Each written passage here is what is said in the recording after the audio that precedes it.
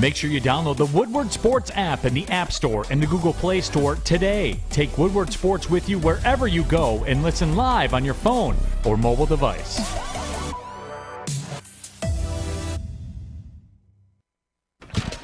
Good morning, everyone, and thanks for joining us on the Morning Woodward Show here on the Woodward Sports Network. Also featured on the Roar on 99.1, 93.5, and 94.7 HD2. Good morning. Good morning. How's everybody doing today? Huh? Don't ask questions you don't want the answers to. Well, I'll tell you how I'm doing. I'm doing great. You know what today is? It's the day you go to the Tigers With game. the Jobs, go England! Fish, you didn't last 15 seconds into the show. I got to tell you to shut the fuck up. Good. I Mute want your that. mic. Mute your mic. It's going to be a great day. Today is the infamous Detroit Tigers game against the Padres. They won last night, by the way. But today is a fan-organized, Avila protest out in right field. So it's going to be a fun day. I'm taking Justin down with me. That sounds delightful. The goal is the best case scenario, we get arrested. The worst case, That's the best case? we get kicked out by the 5th inning. So that's the goal. We have some good signs that we're going to take with us. And I brought my Tiger suit, so Oh, good. so we'll be fully kitted today. Love it's gonna that be for fun. you. Oh, God. All right, let's get the show started. The Pistons last night unveiled their teal jerseys. Obviously, Terry Foster hates it. I really don't mind it. I really don't. Now, as somebody that was born much later on than Terry Foster, I don't have this personal frustration with the jersey. People that are older than me by, let's say, 7, 8, 10 years, that gap, I think, anybody over the age of 34, 35, they probably remember the teal era and are like, like, I'm not a fan, bad memories, fine, but I want to know what the big deal is. I really do. Somebody explained to me this morning. What is the big deal with bringing back teal as an alternate, as a classic jersey? It's not even the full-time home and away jersey. What are we doing? We're upset because the third option or the fourth option of a jersey to wear for a specific game is teal. I actually think that the teal as an alternate is a good concept. It's a good idea. And you know what? It got me thinking, what could or should the Pistons do? I'm sure you guys understand the Lakers brand, right? And what it's been all these years, the Celtics brand. Typically teams with championships, with history, they don't typically rebrand. And if they do, it's only by the slightest amount just to keep up with modern times. The Pistons go back to the teal. And I've heard a lot of rumbling about, well, they should go for a full rebrand.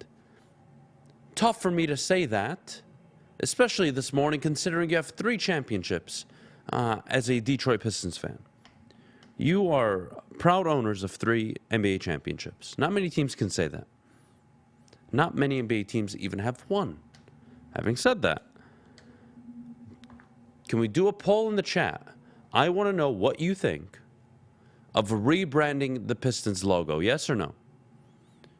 A simple yes or no. Would you want the Pistons logo to be rebranded? And not only rebranded. I want you guys to think of what a rebrand looks like. We'll go the worst case scenario. The Los Angeles Clippers. We all remember. They rebranded once Ballmer bought the team. They rushed it. And their garbage looks like crap. Or, excuse me, their logo looks like crap. It's just that simple. Or you look at Milwaukee, Golden State, who used to have pretty rough logos. I'm sure you all remember the Milwaukee Bucks logo, the Golden State logo, even when they upset the Mavericks. That wasn't the prettiest logo, but they rebranded. And boy, did they get modern. They got smart. And both teams look a lot better than they did 10, 15 years ago. Not just on the court. I'm talking from a brand perspective. What do you do with the Pistons? It's literally a basketball with Detroit Pistons in the center of it. And then the team colors. Do you rebrand it? And if you do, what do? Do you bring the actual piston, the horse? Do you bring that and conceptualize it into a modern piston, a modern horse, similar to what the Bucks did, right? The Bucks had an old, very old model, an old buck on their logo? Do you upgrade like they did to a modern version of it? Do you do it with the Piston? Or do you just stick to the basketball with the Detroit Pistons on it and you figure out what your home and away jerseys are going to be every year? I'm super curious. So far, 57% of you have said no. 43% of you have said yes. That's interesting. It's actually more yeses than I thought. Because if I'm a Lakers fan,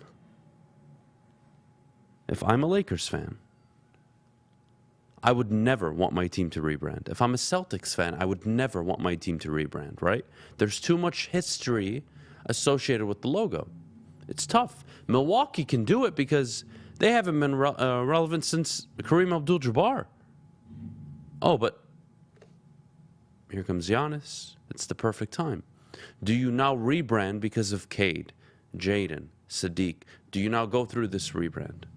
58% of you still say no. But I'm curious, would you like to see the Milwaukee version of a modern Piston logo? Not a basketball with text, but an actual piston, a horse, designed in a way that's much more minimal. That I'd be open to it. It'd be tough to convince me because I believe it's much easier to ruin it's much easier to ruin a rebrand than it is to hit on it. So it comes with a lot of risk. But back to the jerseys. No issue with it at all. I think it's a good move. I think it's good for the city. I think it's good for the team. And I don't think you even pull it off. I don't even think you pull it off without getting the approval of a majority of your star players. Honestly, I like the jersey that literally just says Detroit across the front. You know, if I were to give you my favorite Pistons jersey, it would be the Bad Boy Pistons era. Those jerseys, I believed, were the cleanest. Yes, they were short shorts. I don't care. I think those were the cleanest jerseys you've ever had. And I don't think a rebrand, I don't want to say it's not necessary, but just get more creative with the jerseys. Let's be honest, the jerseys have sucked probably since 2008, 2006 maybe even. The jerseys have just sucked. It hasn't been good. So, people are going to get frustrated. But I don't think a piston produces horsepower, but it's not an actual breed of a horse. Yeah, I know, that's the whole concept of the horse. That's the theory behind it. But that's how you would brand yourself. What, are you going to put a machine as your logo? Probably not. So, me personally, I wouldn't change the logo. There's too much history. You have the Bad Boy Pistons. You have the Going to Work Pistons. It's tricky. It's tricky. You've had different iterations of it. I think you just stick to a more modern version of what you had with the Bad Boy era. And then the jerseys, like I said, I think the red, white, and blue is the cleanest fit. Do you want to conceptualize maybe an all-red jersey? I would love that too. But that's about it. I don't think there's anything else you can do. What do you guys think of the lightning bolt version of the jersey? That's my next question for all of you in the chat. The lightning bolt jersey, I always thought it was cool. Again, like the teal jersey, I wouldn't want it to be full-time. Full-time, the Pistons just need to get their heads together, conceptualize a really cool jersey concept for the upcoming seasons, and move forward with that. But, again, as an alternate, what is the issue this morning? What is the issue with having teal as an alternate? What is the issue with having teal as an alternate? Let's say the lightning bolt as a fourth option.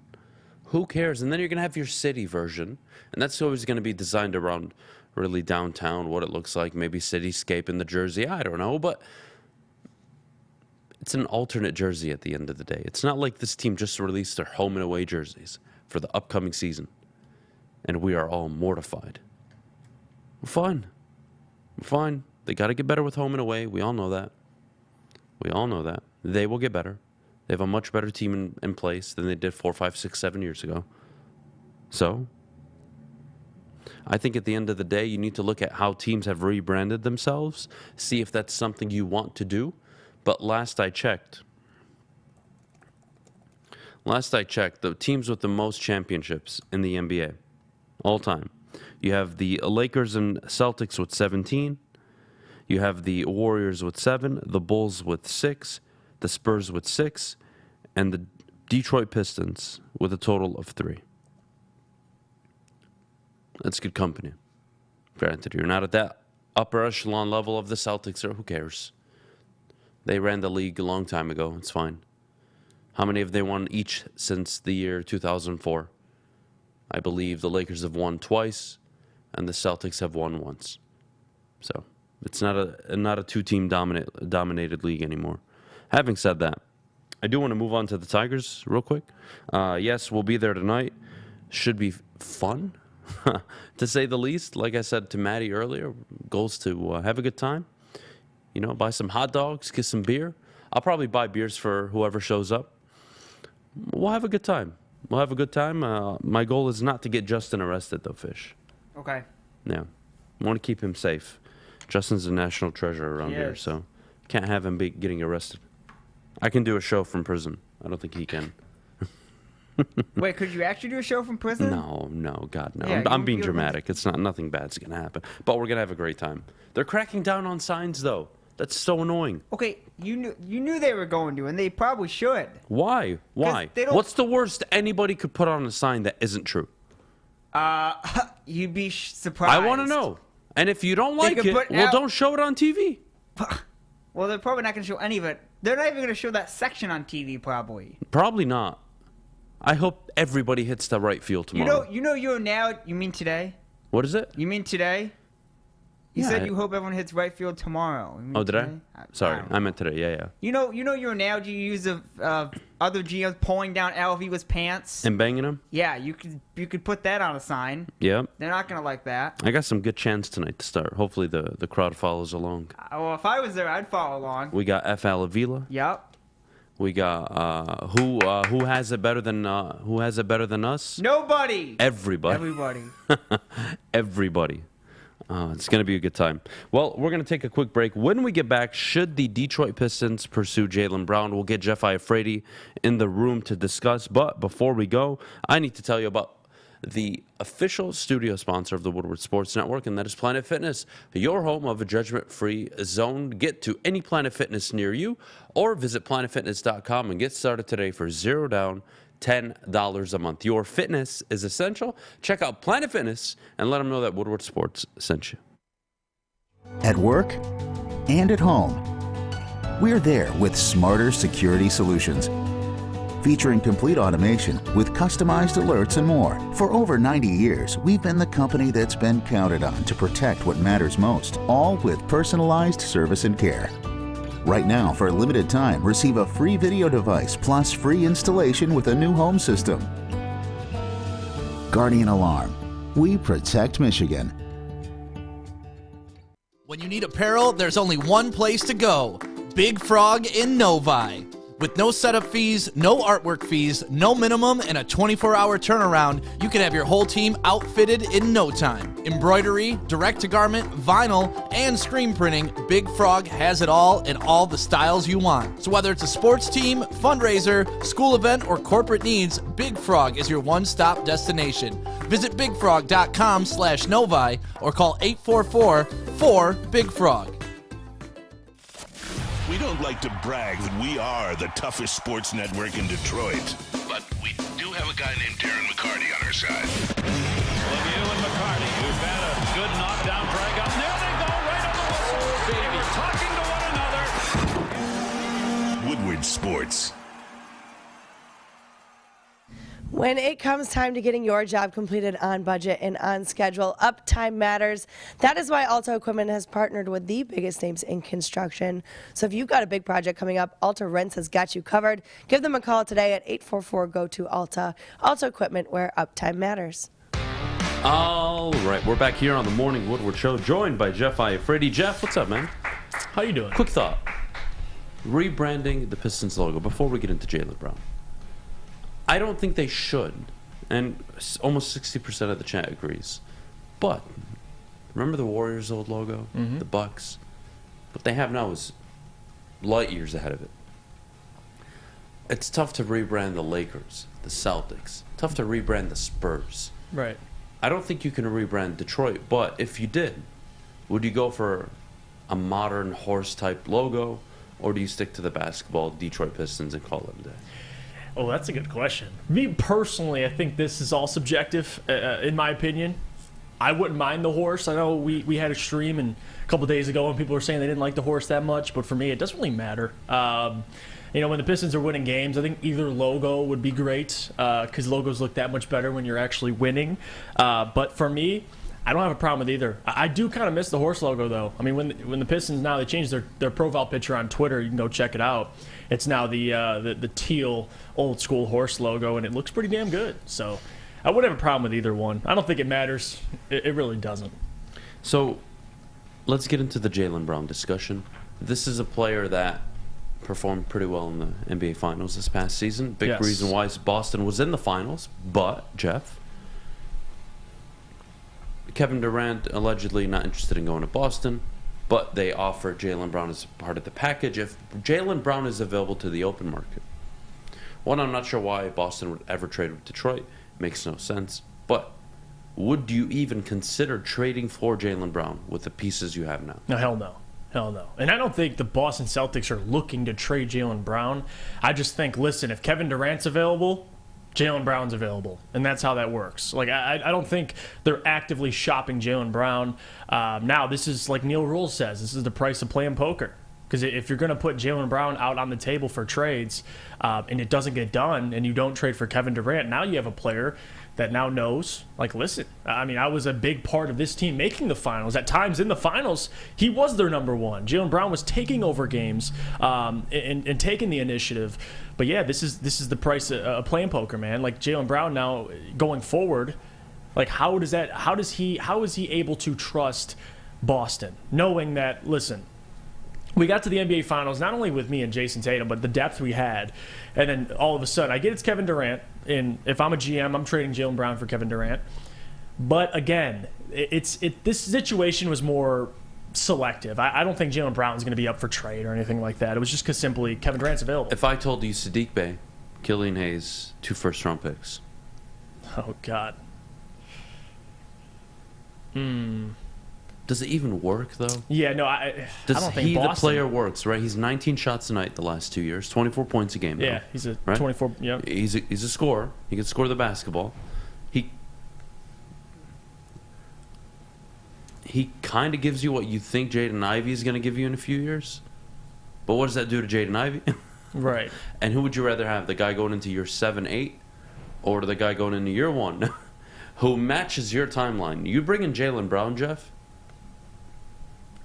you're relevant for 2-3 years. You're going to re-up him on the max? Because he's going to command the max. Absolutely. And he's going to get paid the max. So are you willing to bite that bullet? For a guy that you've barely had, and you're not even contending yet. That's a tough one for me. Again, you have to think, too, like we always talk about this core has a chance to grow together, and they have a chance to establish that pecking order, know who's the number 1, number 2, number 3. If you trade for Jaylen Brown, like in Jaylen Brown's mind, he's coming into the Pistons like, I'm the number 1. Like that is my job. I'm established. I was a big part of leading the Boston Celtics to multiple Eastern Conference Finals and now a Finals. How are you going to tell Jaylen Brown to take a back seat? Like that's the problem I have. Saddiq Bey, these guys, they can grow together and establish those roles. Jaylen Brown is that guy right now. So I just don't think it fits the timeline either. I think it's bad for Boston.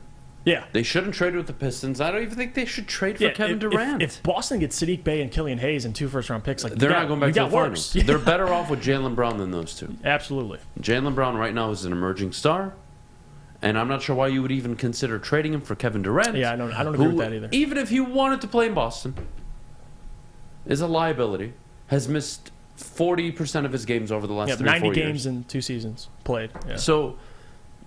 yeah, I wouldn't be interested if I was a Boston Celtics fan.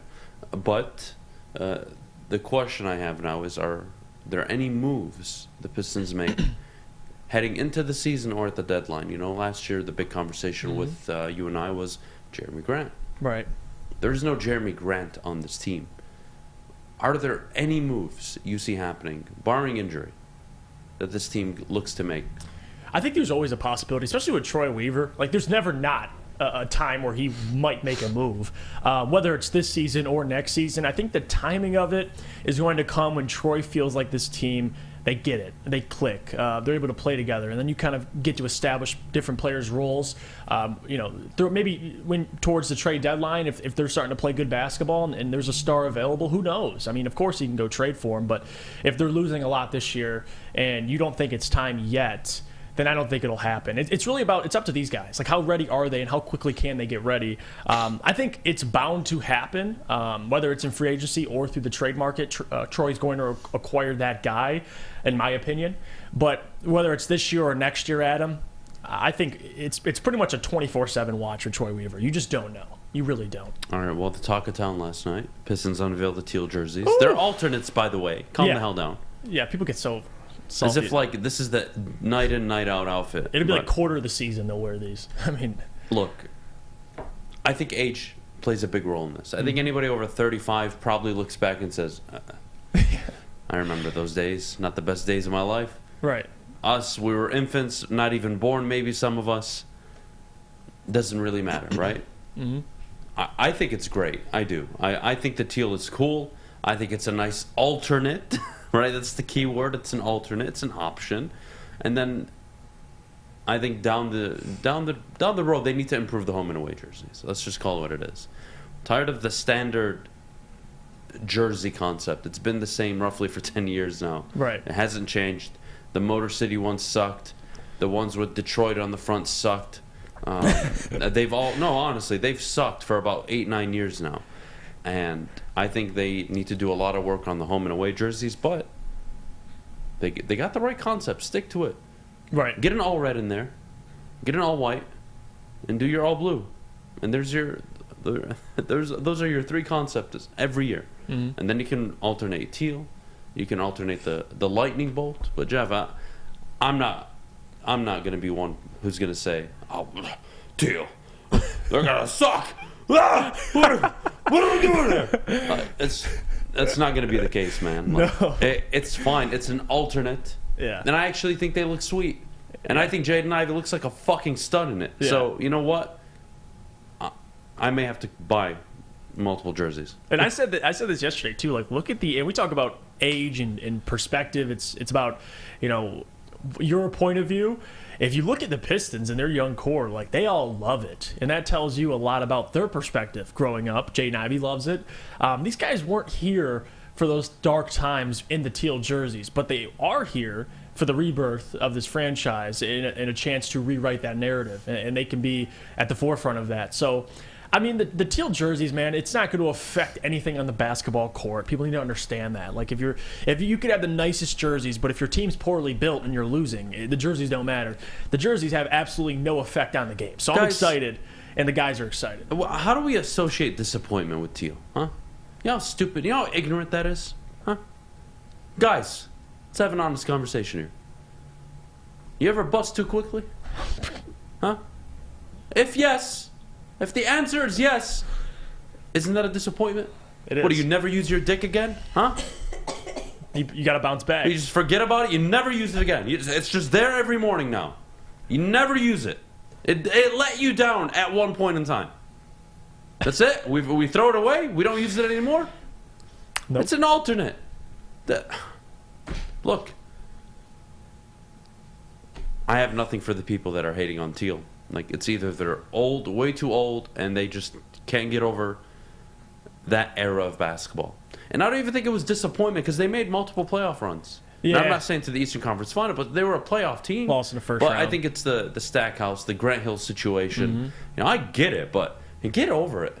Get over it. We still celebrate the Lions jerseys. They have one of the coldest uniforms in all of the NFL. They suck. And it's kind of like the Lions, the black jerseys. People hate them because of the 0-16, but they look badass. But exactly. I just get over it. Come on. Especially in with today's technology, today's fitting, today's fabric.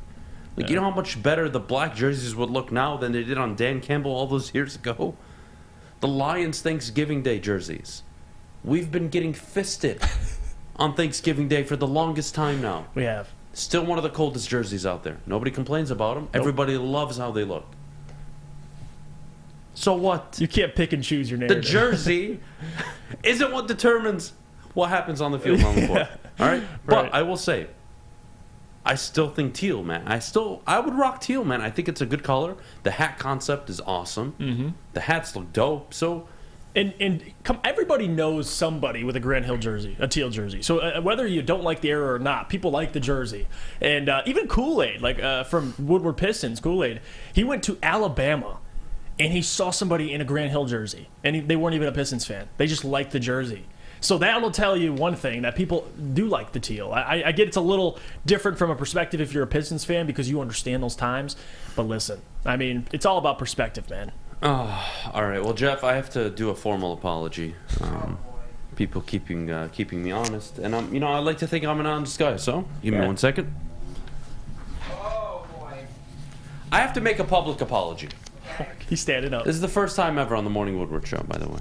Yeah, I don't apologize. I don't typically apologize for anything, but I do have to say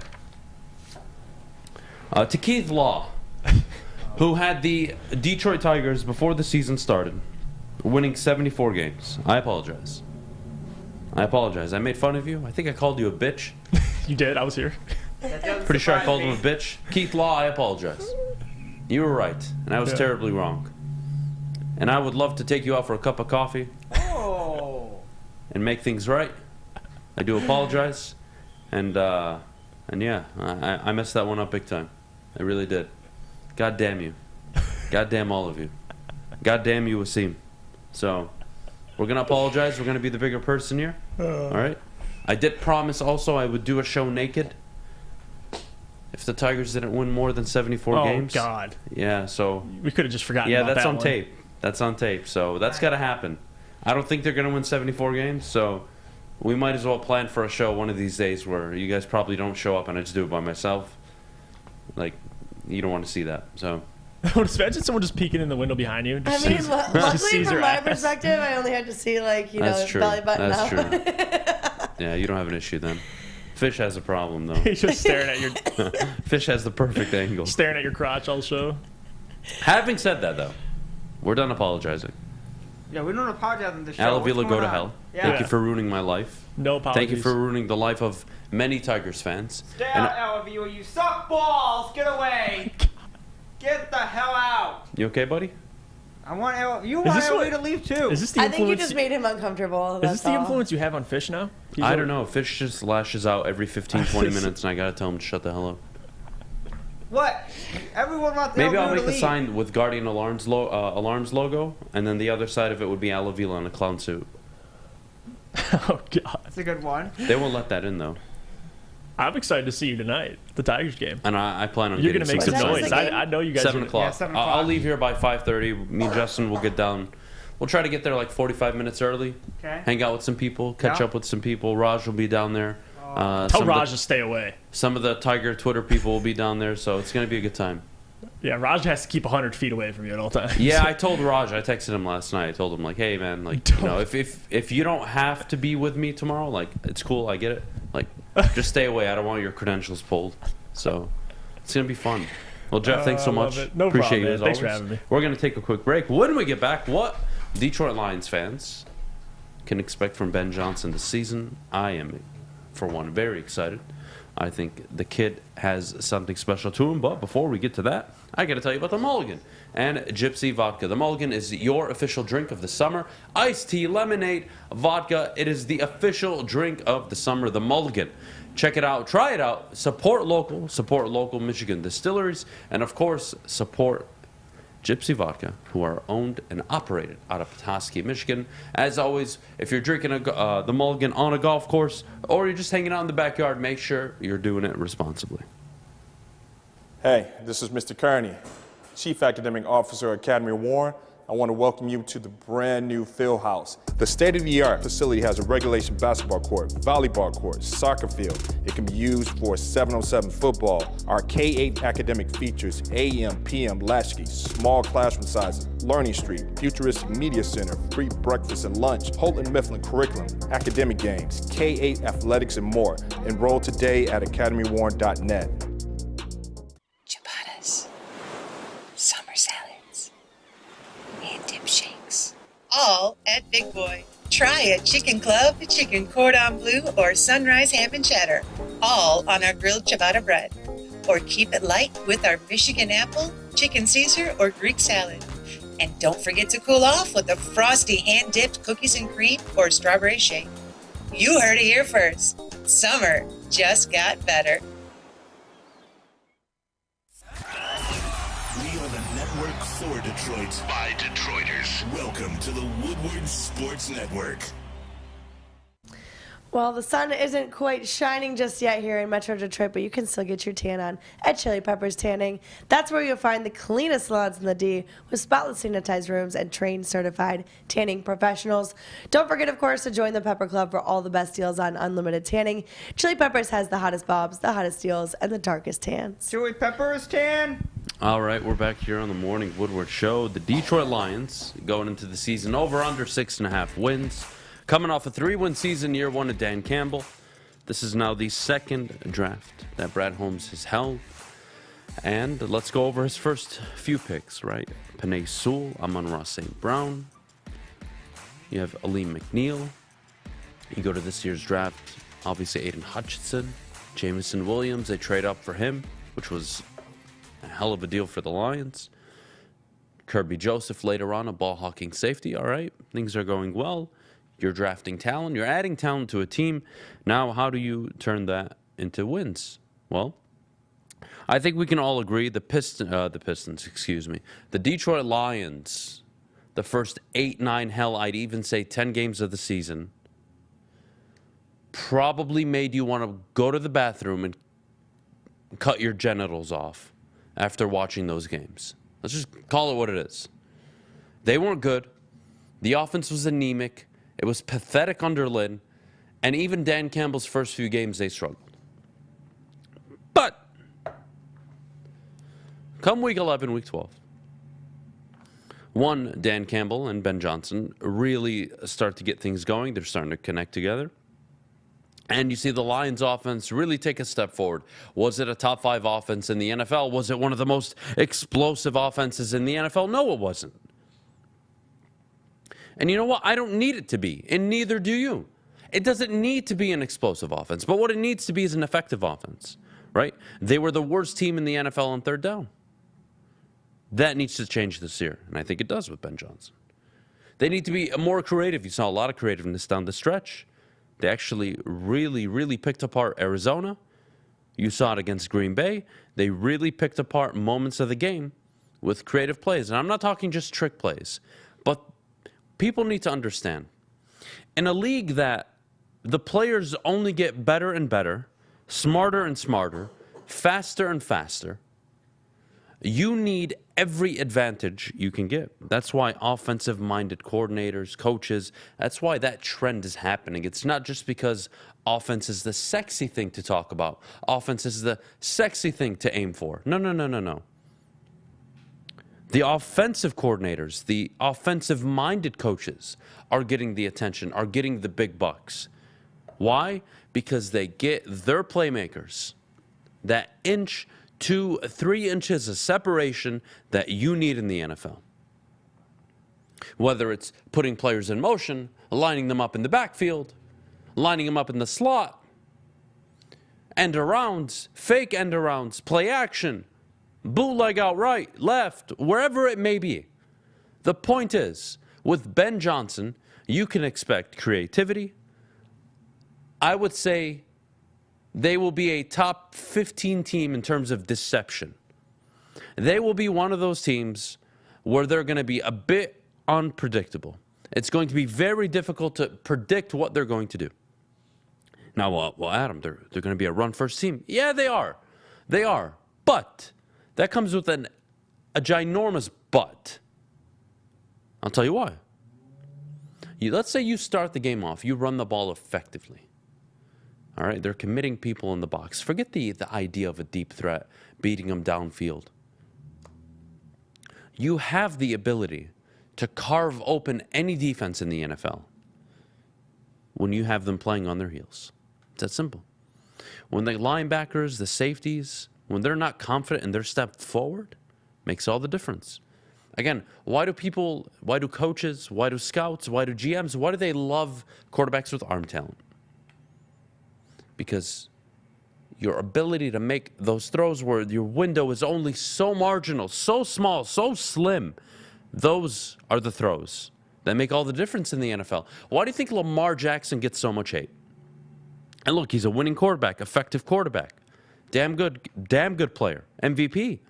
But 2 minutes to go in the game, which I would argue a lot of games are decided in the 2-minute warning and the 2-minute drill. Hell, even the 3-4 minute drill. What are you doing in that moment as a quarterback? Are you needling or threading throws downfield that change the outcome of a game that you weren't supposed to make? I'll give you an example. Matthew Stafford's no-look pass in the Super Bowl, that was a notable one. Notably, against Tampa Bay, Matthew Stafford, after getting sacked, the deep ball to Cooper Kupp, those are throws you have to make in the NFL. It's not just Stafford. Burrow, Rodgers, Mahomes, Allen, Herbert, everyone have to make those throws, have to have those. The Niners have a Super Bowl if their quarterback is able to throw a 40, 45-yard deep ball. That's it. If he could make one throw, they are Super Bowl champions. And we don't talk about the Kansas City Chiefs. They're just disappointments. We don't consider Andy Reid a finally made coach in terms of success now that he has a Super Bowl. None of that happens. It's baffling to me. That's why. So with Ben Johnson this year, is Jared Goff your prototypical franchise quarterback, must-have, athletic, throw the ball downfield, cannon of an arm? No, and I don't need him to be either, and neither does Ben Johnson. What you can expect from Ben Johnson, Jared Goff, in this offense this year is to control the clock, of course, run the football effectively, and put Jared Goff in positions to succeed. What does that mean? Well, it can mean a variety of things, but I think the most important aspect of putting Jared Goff in a position to succeed is not putting him in third and long situations. Putting him in third and median, third and short situations where you could theoretically threaten the idea of running the football. So when you actually go to run a play action pass, you have to make the defense think about it. And that is such an advantage for any quarterback, obviously young quarterbacks, but really any quarterback in the NFL. When you get the opposing defenses to play on their heels, it makes you a lot better. And Ben Johnson, over the course of last season, towards the end, showed all the promise in the world. I believe it was late October of last season. Jeff and I sat up here and said, Ben Johnson should be the front runner for the Detroit Lions offensive coordinator position once the season ends. If he's that involved, if what's coming out of the building is that true, he is involved with play design, scheming for the games, he should get the opportunity. Now, how is he going to call plays this year? How is he going to handle stressful situations, third and short, fourth down situations? Is he going to mirror his head coach? Is he going to be, I wouldn't say he's going to have full autonomy, but will he have 70% control, 60% control? Or will it be 50-50 decisions or 51-49? Who knows? At the end of the day, I think Ben Johnson is going to be one of the better offensive coordinators this year in the NFL. And it would shock me, if he doesn't get interviews for a head coaching gig at the end of the year. Him and Aaron Glenn, for as much as we praise them, we appreciate them, as much as we think they're very talented, specifically, Ben Johnson, if the Lions are anywhere near relevant this year, Houston will be calling. You look at any other bad situation in the NFL that you're not confident in. You like Houston, whether it's even the Jets and Robert Saleh, maybe that defensive-minded aspect isn't going to work for him out in New York. There are going to be a lot of teams looking for a head coach, and it happens every year. 4, 5, 6, 7, 8 teams. Every year. Ben Johnson is going to be in that conversation.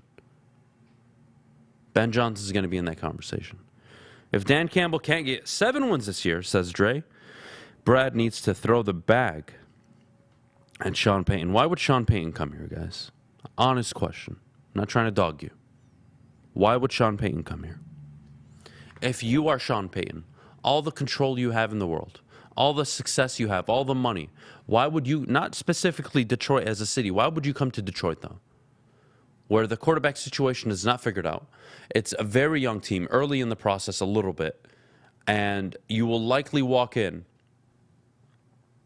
with a Sean Payton and a Brad Holmes who could coexist, but Sean Payton is, let's just call it what it is, he has that it. He has that control freak in him. How does that work? I think the only place that makes sense for Sean Payton is Dallas. Pistons fan 11 says you have to try, though. Or, excuse me, Dre says you have to try, though. Yeah, you can try. That doesn't mean much. I just don't know why Payton would even pick up the phone outside of a courtesy call. Like, hey, man, appreciate the offer. Thanks so much. I'm not interested in the position. That's a tough one. That's a tough one for me to get my head around. Seattle may need a replacement for Carroll. Yep. Seattle's another option.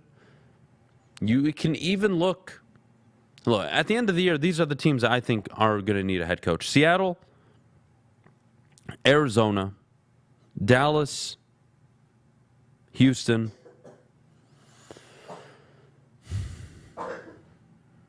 Teams in the AFC, I mean, the AFC North is set. The AFC East is pretty set. McDaniels' his first year. Maybe Robert Saleh's on the hot seat if they have a really bad year, but outside of him, I can't think of anybody in that division. No chance. The AFC West, no chance anybody gets fired. And the AFC South, the Colts just hired a defensive coordinator, or excuse me, no. The Bears hired a defensive coordinator as their head coach. In the South, you have Jacksonville, not going to happen. Colts, not going to happen. Yeah, there'll probably be 4 or 5 jobs this year open in total. And Ben Johnson's going to be getting calls. Panthers are a good one, too. Matt Rule's probably done.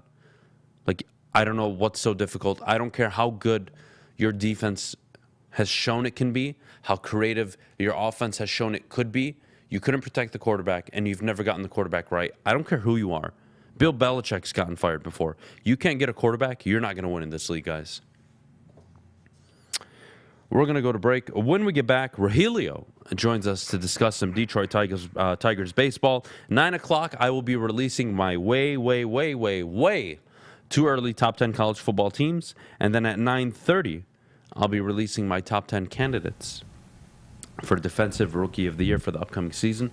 But before we go, Maddie, could you tell everybody at home about our good friends over at the Sports Marketing Agency? Yes, I can. The Sports Marketing Agency helps spread awareness about mental health and substance abuse.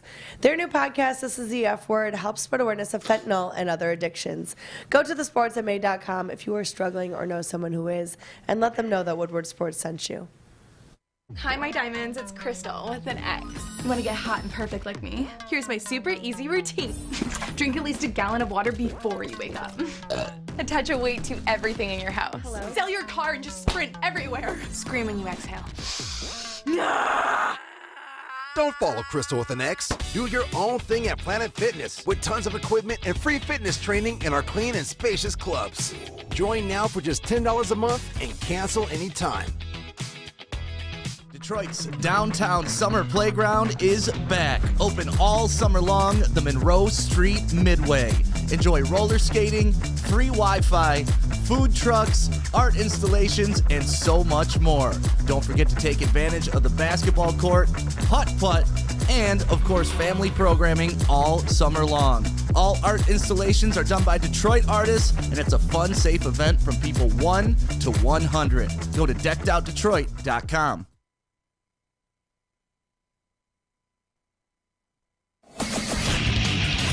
Get a shot up. This is for the win. All of Detroit's sports teams live on Woodward. All of Detroit's sports coverage lives on Woodward Sports. Driving the best in Detroit sports coverage.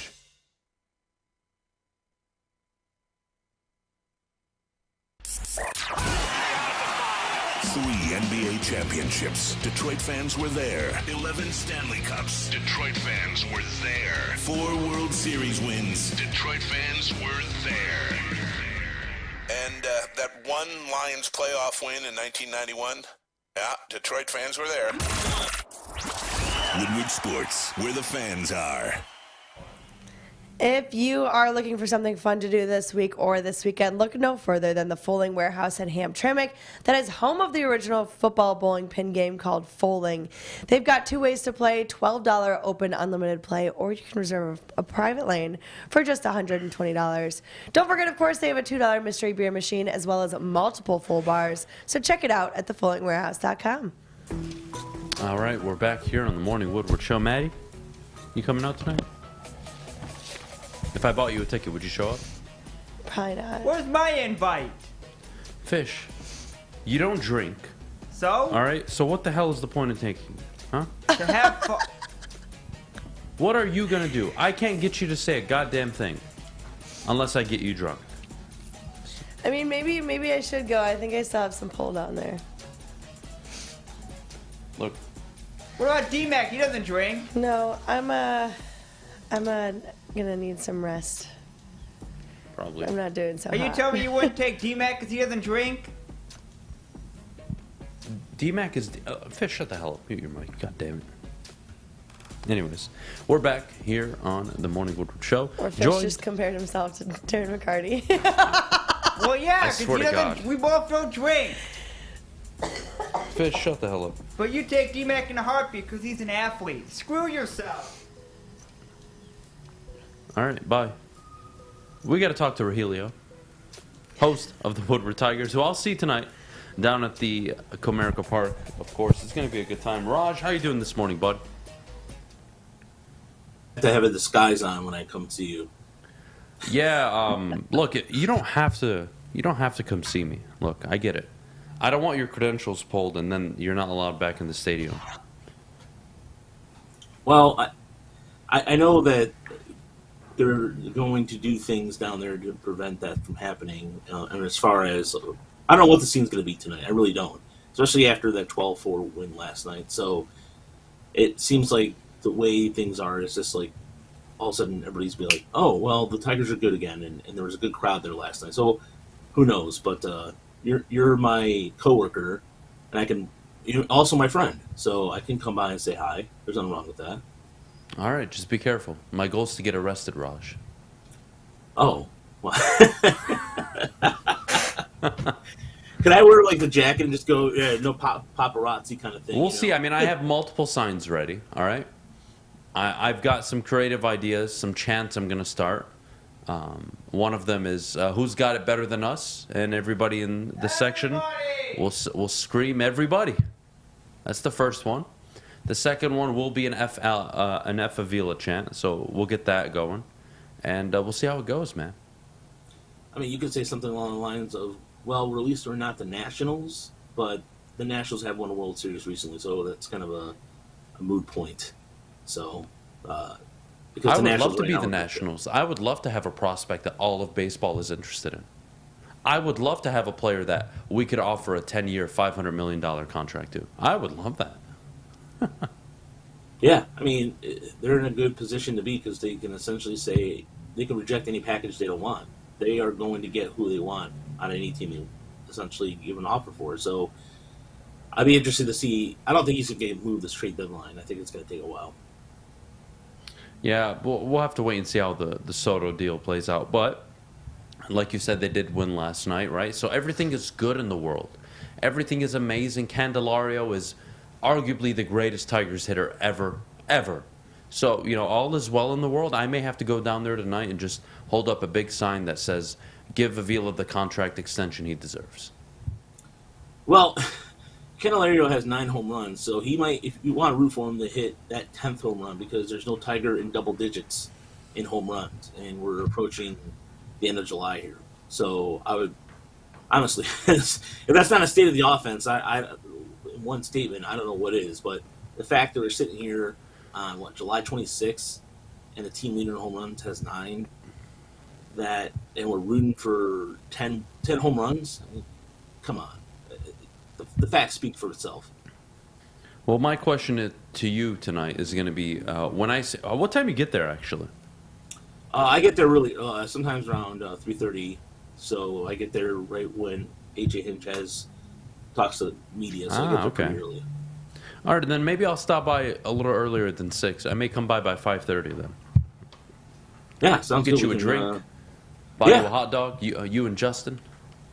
And then, do you know any good ways to sneak in some signs that they probably won't let me bring in? Now that I have no idea. I've Can never you sneak something in for me if I gave it to you? I'd probably get my credentials. Say no. Say no.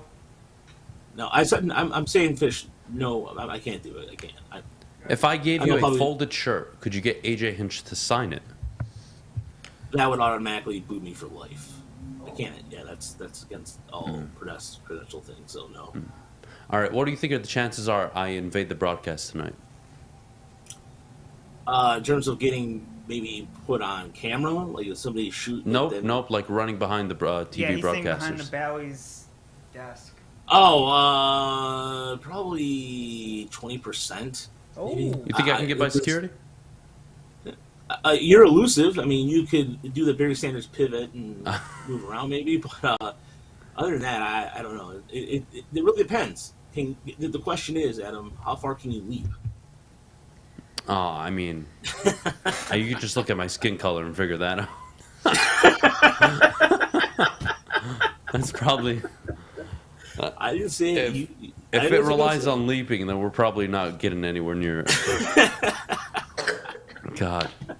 All right, Raj, I do have to ask you, though, in all seriousness, all right? There is this Tigers Avila protest tonight. Zumaya will be there as well. I believe it's from section 101 to 105 and out in right field. Have we seen this in the past at Comerica Park?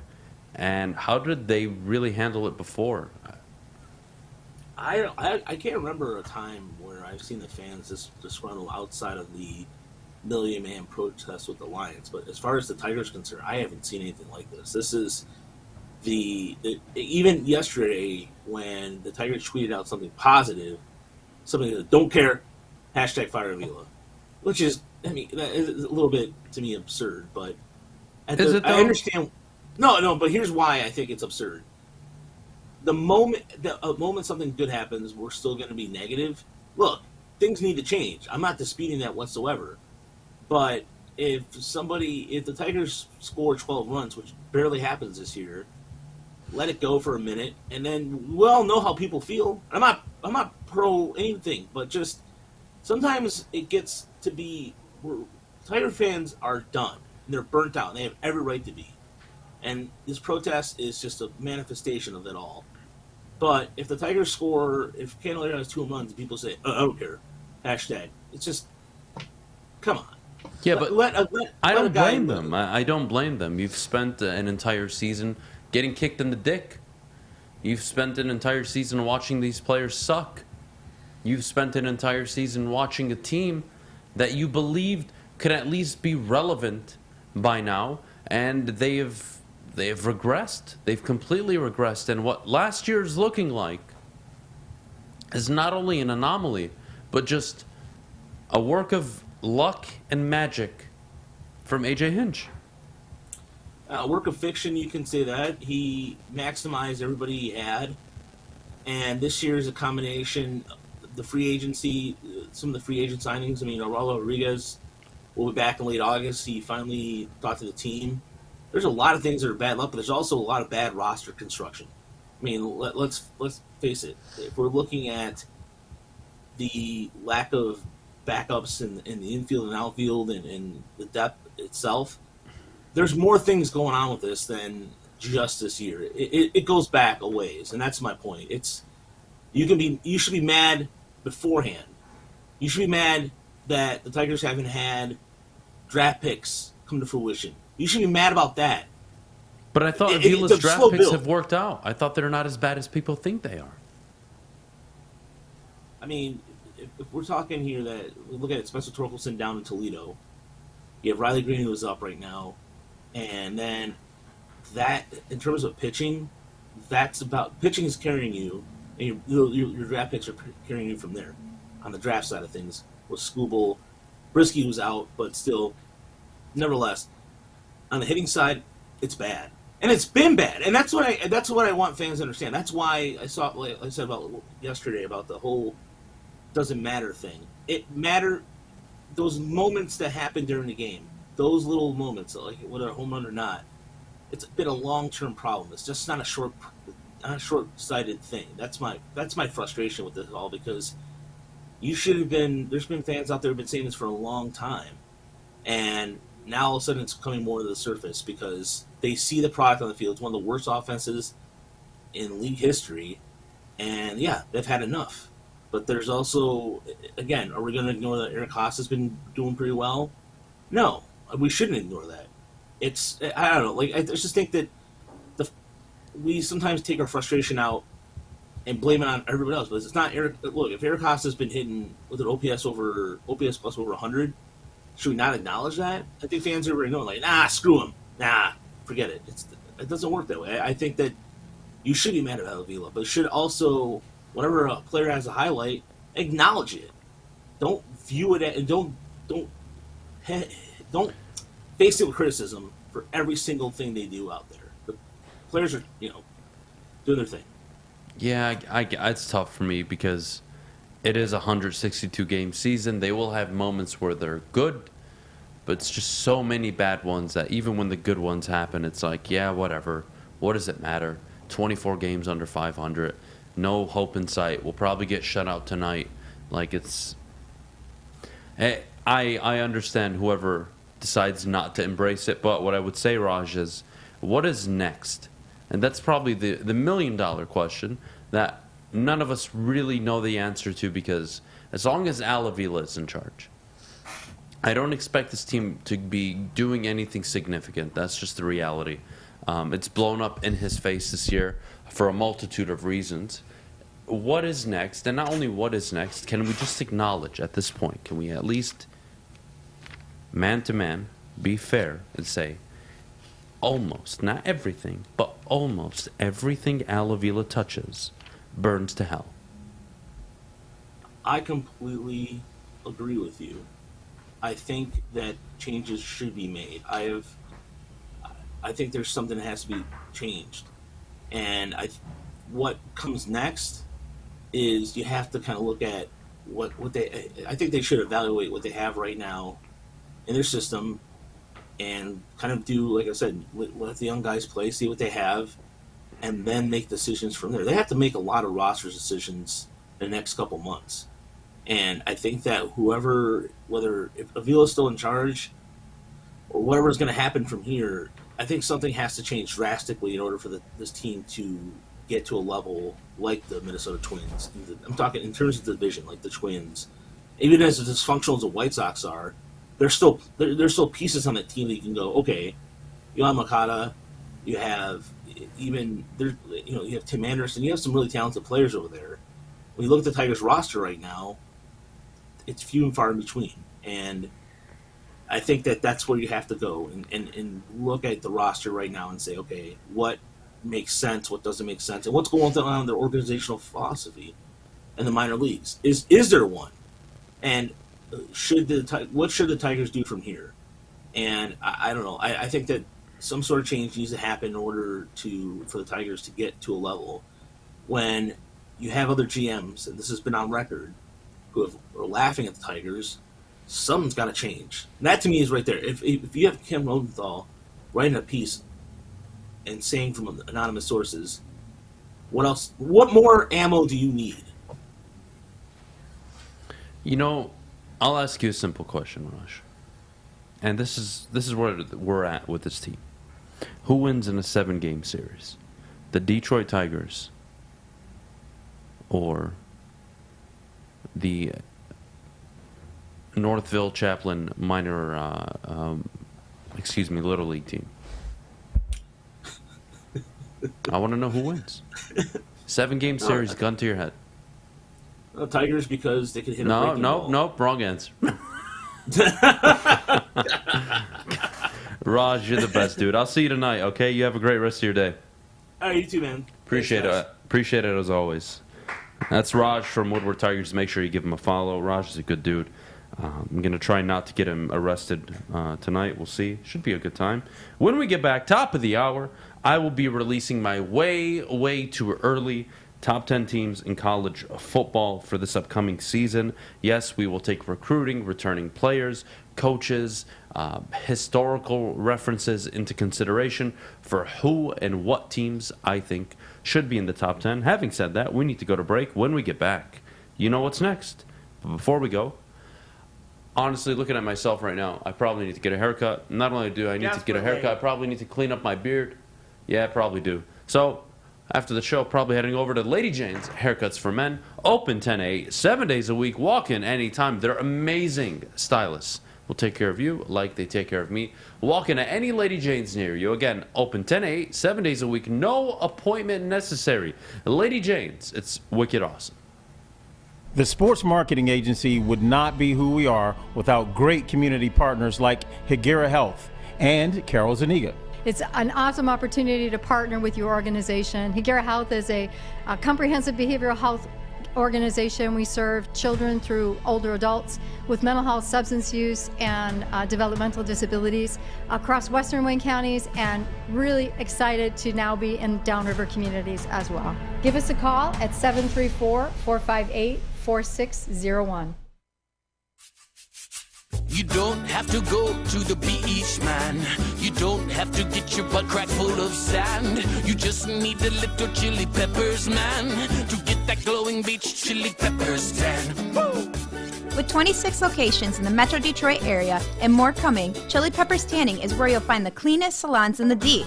Join the Pepper Club for the best deals on unlimited tanning. Head to chilipepperstanning.com. You just need a little chili peppers, man. The only sports network in Detroit that starts with a W. You know, because we win. Woodward Sports, Detroit's winning sports network. OddsTrader.com is the #1 site for all of your game day bets, play-by-play updates, live scores, and the best price from multiple sports books. Go to OddsTrader.com right now for your best bet. All right, we're back here on the Morning Woodward Show. Top of the hour, brought to you by Bedrock Detroit, of course. 9:02. Time to release the way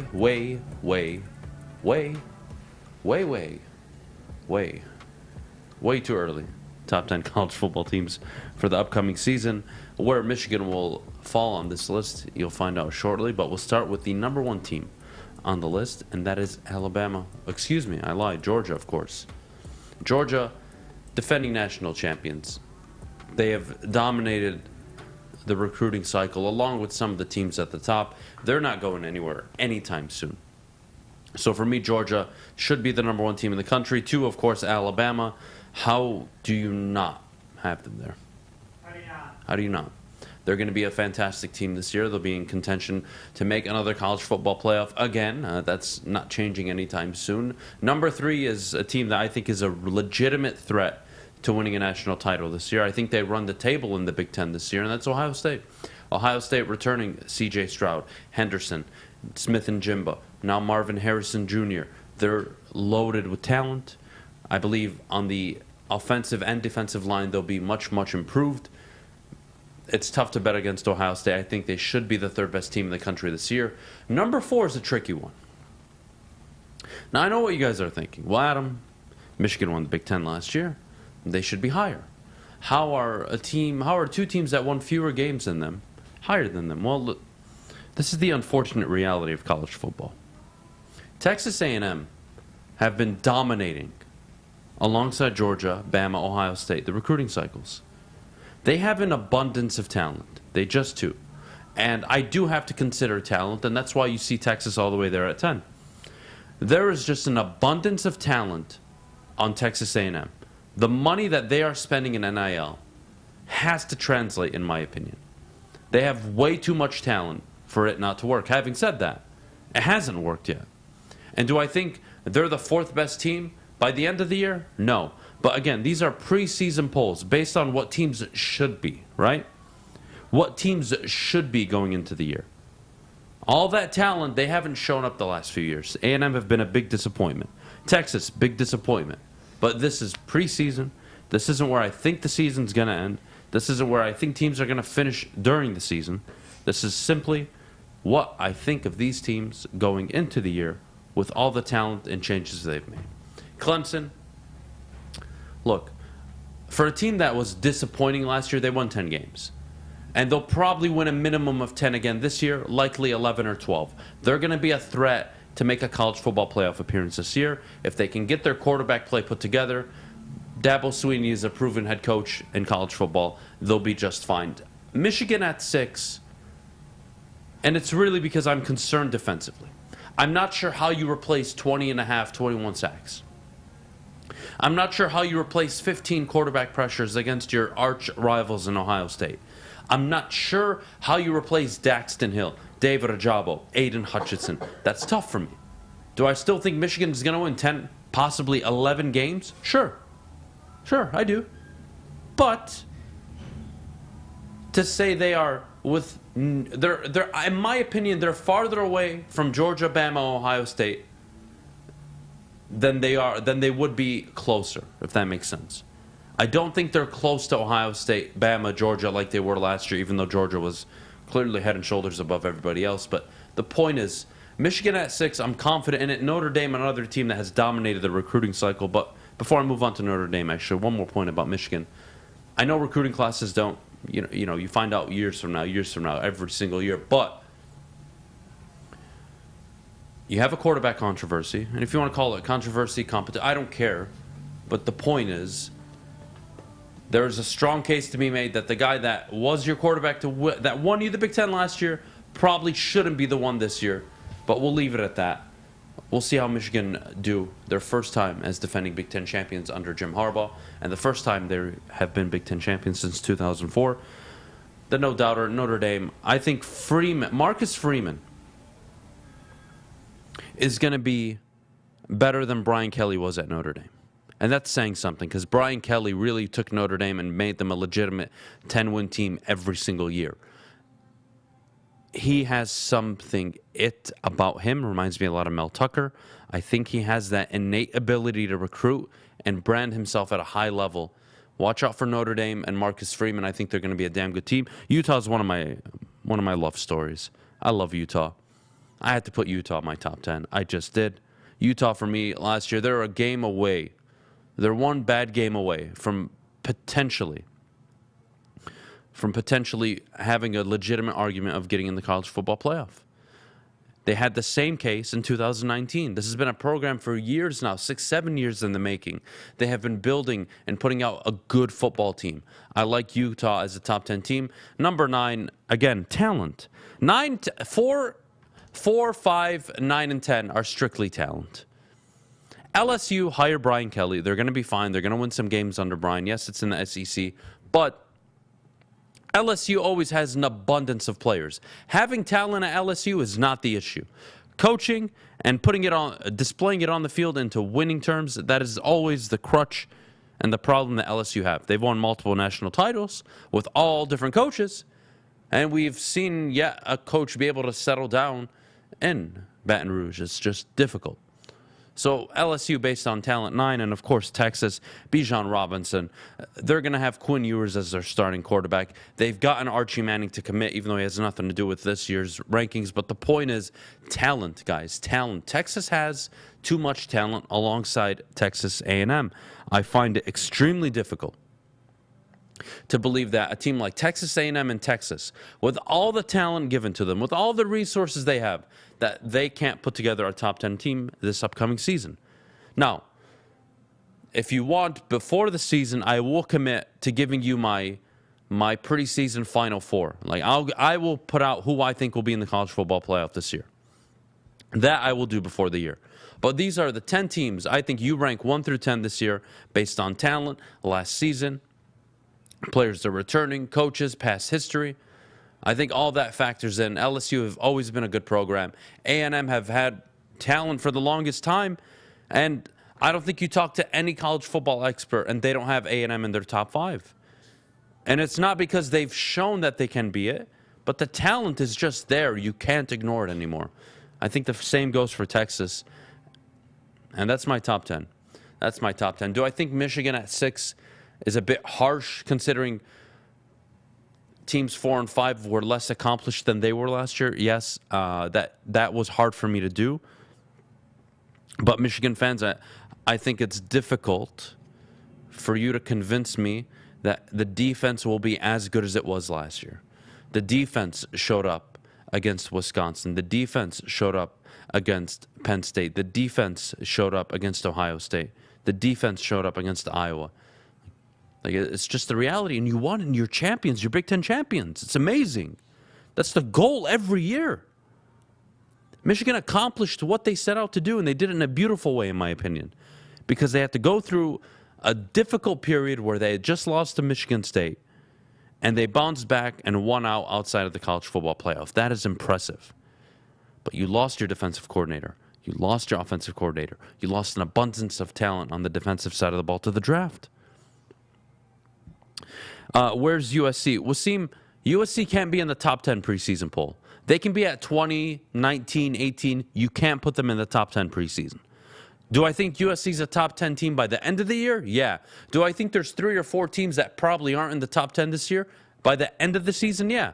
I don't think Texas will probably be here. They're just always a disappointment. Texas A&M probably, but maybe not. Maybe they disappoint again and they're not there. And then I would say Utah probably not going to be in the top 10 as well. But I think they should start the year in the top 10 given last season, what they've built, along with the talent they have. You can't ignore the talent that A&M and Texas are bringing in. You can't ignore the work that Marcus Freeman is doing. And you have to remember, the thing with Notre Dame, I could also have Notre Dame as one of the teams who won't be in the top 10 by the end of the year. Because they have a tough schedule this year. They play Clemson. They play Ohio State. They have some tough games this year. Ohio State aren't, we complained about we complained about Notre Dame last year and their schedule. Can't say a damn thing about who they scheduled this year. Notre Dame have quite the schedule this season. That's a difficult one. I mean, they got Lincoln Riley and Caleb Williams, so basically USC is an upgraded Oklahoma. Yeah, but again, they brought in the Blitnikoff winner. They're going to have talent. Wasim, as much as anybody, they will not have an answer on defense. Yes, they're playing in the Pac-12, but the Pac-12 is offensively driven. I think there are going to be games where Caleb Williams and Lincoln Riley are really happy. Like, damn, we put up 49 points, but you may lose 52-49. You may lose 56-52. Because USC's defense and their offensive line and their defensive front isn't all that. They're going to be beatable. I don't think they're a top 10 team going into the season, but if you told me they win 10 games this year, I would say absolutely. I'd bet money on that. I think USC is a 10-win team this year. I think they lose out to Utah. I think they are going to struggle against Oregon, but we'll see. We'll see what Lincoln Riley's building out in Southern Cal. Let's see what other questions they have for this conversation. Spartan fan here. Do you have Michigan State in the top 15 or the top 20? I'm thinking mid-late teens. Eli, I do agree. I actually have Michigan State at 14. I have Michigan State at 14 on my total list. And you know what? I probably should have released a full 25. That way you guys could have seen USC at about 19 or 20. But Michigan State for me is at 14. They've earned it. I don't think they're a top 10 team going into the season. Do I think they're a top 10 team by the end of the year? They have some demons to exercise. They need to beat Ohio State. Can they extend their win streak against Jim Harbaugh to 3 games with Mel Tucker? That's tough. That's a tough one for me. So I have Michigan State finishing and starting and finishing anywhere from 12 to 15, 16. That's where I see Michigan State this year. As long as Georgia and Bama are in the playoffs, every other team is getting destroyed. Yeah, I guess that's the reality of college football. But again, can you put up the list one more time? I just want to address talent. Texas A&M have more talent than Michigan. Texas, I could argue, and LSU have more talent than Michigan, Utah, Notre Dame, even Clemson. When are Texas A&M and Texas going to show up? Again, this isn't who I think the best teams are. These are the teams that we do preseason polls all the time, guys. These are your top 10 teams going into the year based on the talent available to them, the players they are returning, their situations, what last year was to them. I think Sarkisian needs to do something at Texas. It's been long enough. Texas A&M, when are you going to win the games? 8-4 last year, unacceptable. You need to be a 10-win team this year. Utah's been a good program. Michigan's been a good program. Notre Dame as well, Clemson. These are good programs. LSU, another team that just has an abundance of talent. So would you want me to replace Arkansas, Oklahoma, BYU, Cincinnati? I'm not putting Cincinnati in my top 10 going into the year. Nonsense. Adam, where do you have Arkansas? Arkansas is right around where Michigan State is. Anywhere between 12 and 16, I'd put them. I put them between 12, 16, maybe at the lowest 17. Arkansas, a damn good football team. We're going to take a break. When we get back, what did we learn about said Michigan and Jim Harbaugh last season, and what can we expect this year from the Michigan Wolverines? We'll get to that in just a bit. But before we go, Maddie, could you tell everybody at home about our good friends over at Cintron? Yes, I can. Cintron is the official energy drink of the Detroit Red Wings. They've now combined all 3 of their delicious flavors into a limited edition 6-pack. Try Cintron's great tasting cranberry, classic, and sugar-free all in 1 pack. Pre-order today at cintronworld.com/Red Wings. Get energized with Cintron. Let's go, Red Wings. New to the game or a season better? OddsTrader.com has everything you need to make the right bet ahead of kickoff. Begin your handicapping journey with OddsTrader. Improve your edge by finding the best price on every game from sportsbooks in your backyard. Take advantage of the numerous sign-up bonus offers to pad your bankroll. Dive into key game statistics, player performance, and even account for the projected game day weather. Best of all, you can use the OddsTrader bet tracker to keep a log of your action. Welcome to OddsTrader, and best of luck. Hi, I'm John from Better Rate Mortgage, and to me, family is more than blood. That's why I have the biggest family in Metro Detroit. If you're looking to buy a house or refinance and need a loan, come get treated better than family by me and our entire team here at Better Rate Mortgage. We pride ourselves on giving you better advice, better service, and a better loan experience. That's why we are Better Rate. If you're looking for a new mortgage, come get treated like family. Actually, better with Better Rate Mortgage. Visit us at mybetterrate.com or call at 248-480-4467 today. You have an opinion? Make sure it's seen and heard. Tweet us, hop on the YouTube chat, slide in the DMS at Woodward Sports on all social media. Open all summer long from Memorial Day to Labor Day, Bedrock Detroit brings you the Monroe Street Midway. There will be basketball, roller skating, mini golf, art installations, live music, and food trucks, along with free Wi-Fi so you can work from the park. The summer is better at the Monroe Street Midway. Check it out. Brought to you by our good friends over at Bedrock Detroit. We are back here on the Morning Woodward Show. Look, I love college football. I really do. One of the things I loved about last season the most, we got arguably the greatest Michigan State game ever played. And I think that's a good debate. I would put it 1. Maybe it's a recency bias, but for sure it's 1. I think having 2 7-0 football teams going into that game was just massive. But Michigan football is, again, let's add context to this. They're the returning, defending Big Ten champions. They earned that right. They earned it by beating Ohio State. They earned it by beating Iowa. Now, did they get their asses kicked against Georgia? Absolutely. Happened to a lot of teams last year. Georgia, look, this is the thing about recruiting. This is the thing about NIL. How are you going to compete with Georgia, Bama, A&M, Texas, Clemson, Ohio State? And this is one of my concerns for Michigan now. They've announced a new president who is supposedly more NIL-driven, sports-driven. Cool. I'm excited for you, Michigan. Wish you all the best. Well, what did we learn last season? We learned that Jim Harbaugh is a damn good head coach. Jim Harbaugh is a top 10 coach in college football, easily. And last season, he was a top 3, top 4 coach, easily, in college football.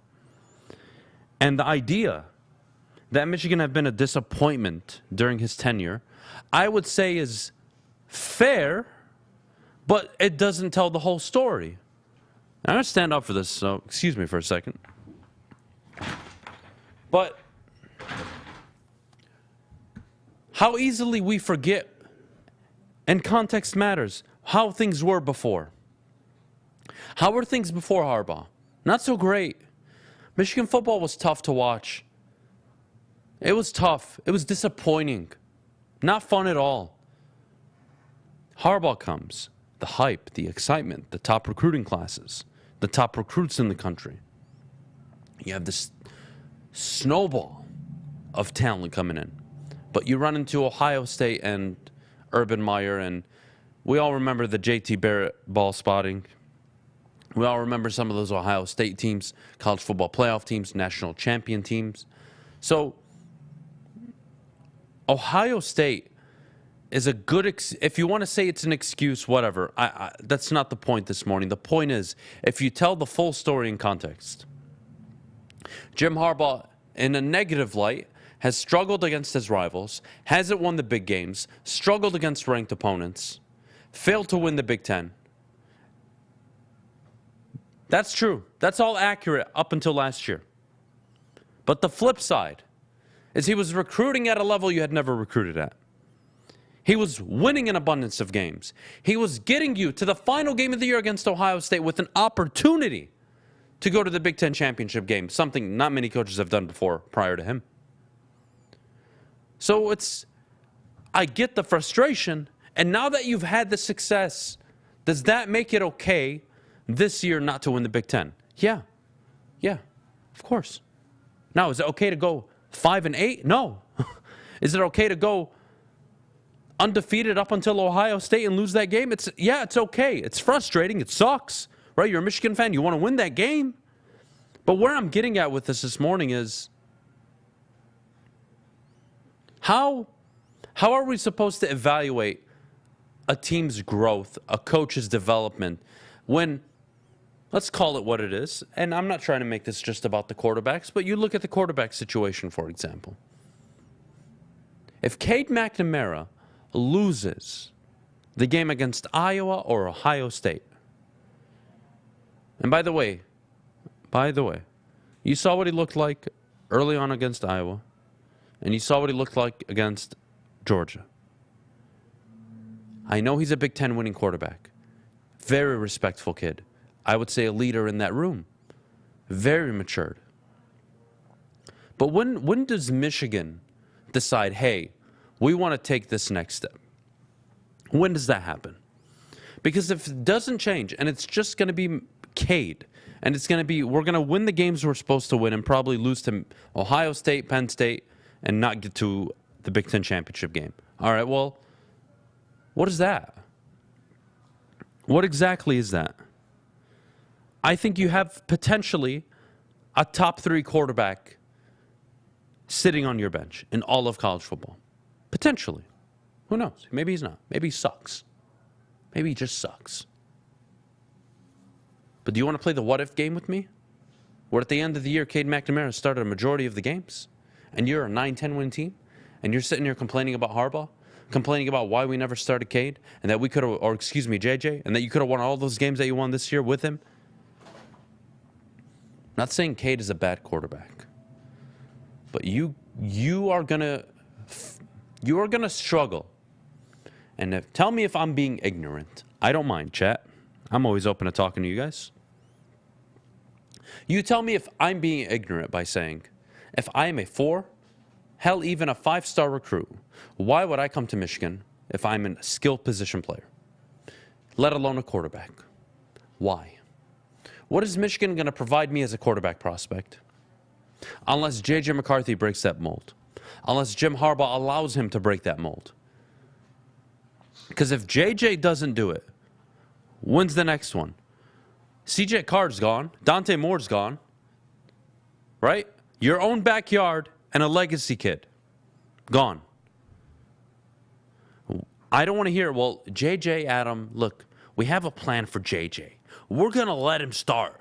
Not this year, but next year, Adam. The following season. He'll be in his 3rd year. He'll be more experienced. He'll be more mature. He's going to be the starting quarterback for Michigan football. How fucking stupid you sound. It's college football. There's no such thing as a veteran presence, a leader. Yes, they develop into them over time, absolutely. But you start the goddamn kids that have talent. You start the kids that can win you football games. So Michigan, my question to all of you is, and Michigan fans specifically,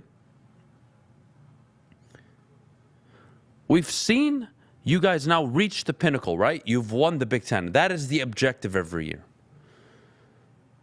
What is the plan? Honest to God question.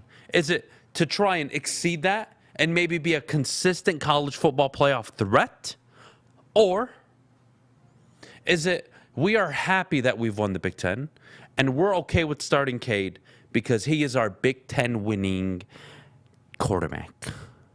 And Cade McNamara is going to throw the most beautiful 3-yard underneath route. And we'll win 9, 10, 11 games this year. We'll get our asses kicked by Ohio State. But, hey, we had a double-digit win season. We were a top 10 team in all of college football.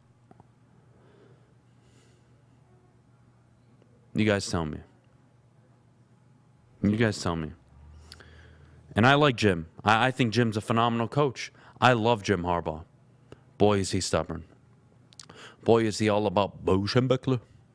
Run the football 35, 45 times a game and win the game. We're going to play smash mouth football, beat them at the line of scrimmage. Which is also true, by the way, because you beat Ohio State at the line of scrimmage that day.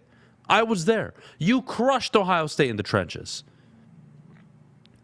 That's won you one game over the last 10 years. Do you want to go another 10 years without beating them? I'm curious for Michigan this year, and that's why I dropped them. Yeah, they finished, what, 4th in the country in terms of the final season rankings, or 3rd. But it's tough to convince me that you have a plan when the truth is the plan isn't the plan you want. The plan is, what the hell is every major college program doing? We need to be doing that and some. It's all out there for you. The blueprint's there. I'm not telling you to spend Texas money. I'm not telling you to start a true freshman at quarterback. But, just think what it means for future recruits and potential commits and current commits who see if a 5-star quarterback can't even beat out Cade McNamara, what the hell am I doing playing at Michigan? Why would I even consider going there? Sorry, guys, I'm rambling. Apologize. We're going to take a quick break. When we get back, I will release my top 10 candidates for Defensive Rookie of the Year in the NFL this year. I think you know who's number one. I think he's the clear favorite. In my opinion, he's the favorite in Vegas. And I think it's his year and his year to win. It's his award to lose. But we'll get to that in just a bit. Before we go, Maddie, the best defense on and off the field is Guardian Alarm. Summertime is here, and that means spending more time outside. Let Guardian Alarm give you peace of mind while you are out enjoying the sunshine. Give them a call today at 1-800-STAY-OUT, and you can rest easy knowing you have 24/7 protection. That's 1-800-STAY-OUT. Give them a call and let them know that Woodward Sports sent you. Hi, my diamonds. It's Crystal with an X. You want to get hot and perfect like me? Here's my super easy routine. Drink at least a gallon of water before you wake up. Attach a weight to everything in your house. Hello? Sell your car and just sprint everywhere. Scream when you exhale. Don't follow Crystal with an X. Do your own thing at Planet Fitness with tons of equipment and free fitness training in our clean and spacious clubs. Join now for just $10 a month and cancel anytime. It's a great day to get some Centron in your life. Okay. There it is. Centron, here we go. Gotta grab the cranberry. Oh wait, it's 2 for $4. Gotta double up with the classic as well. Centron World, baby.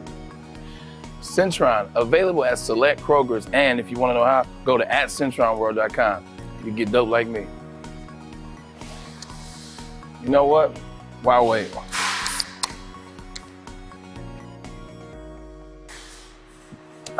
Great taste, guaranteed.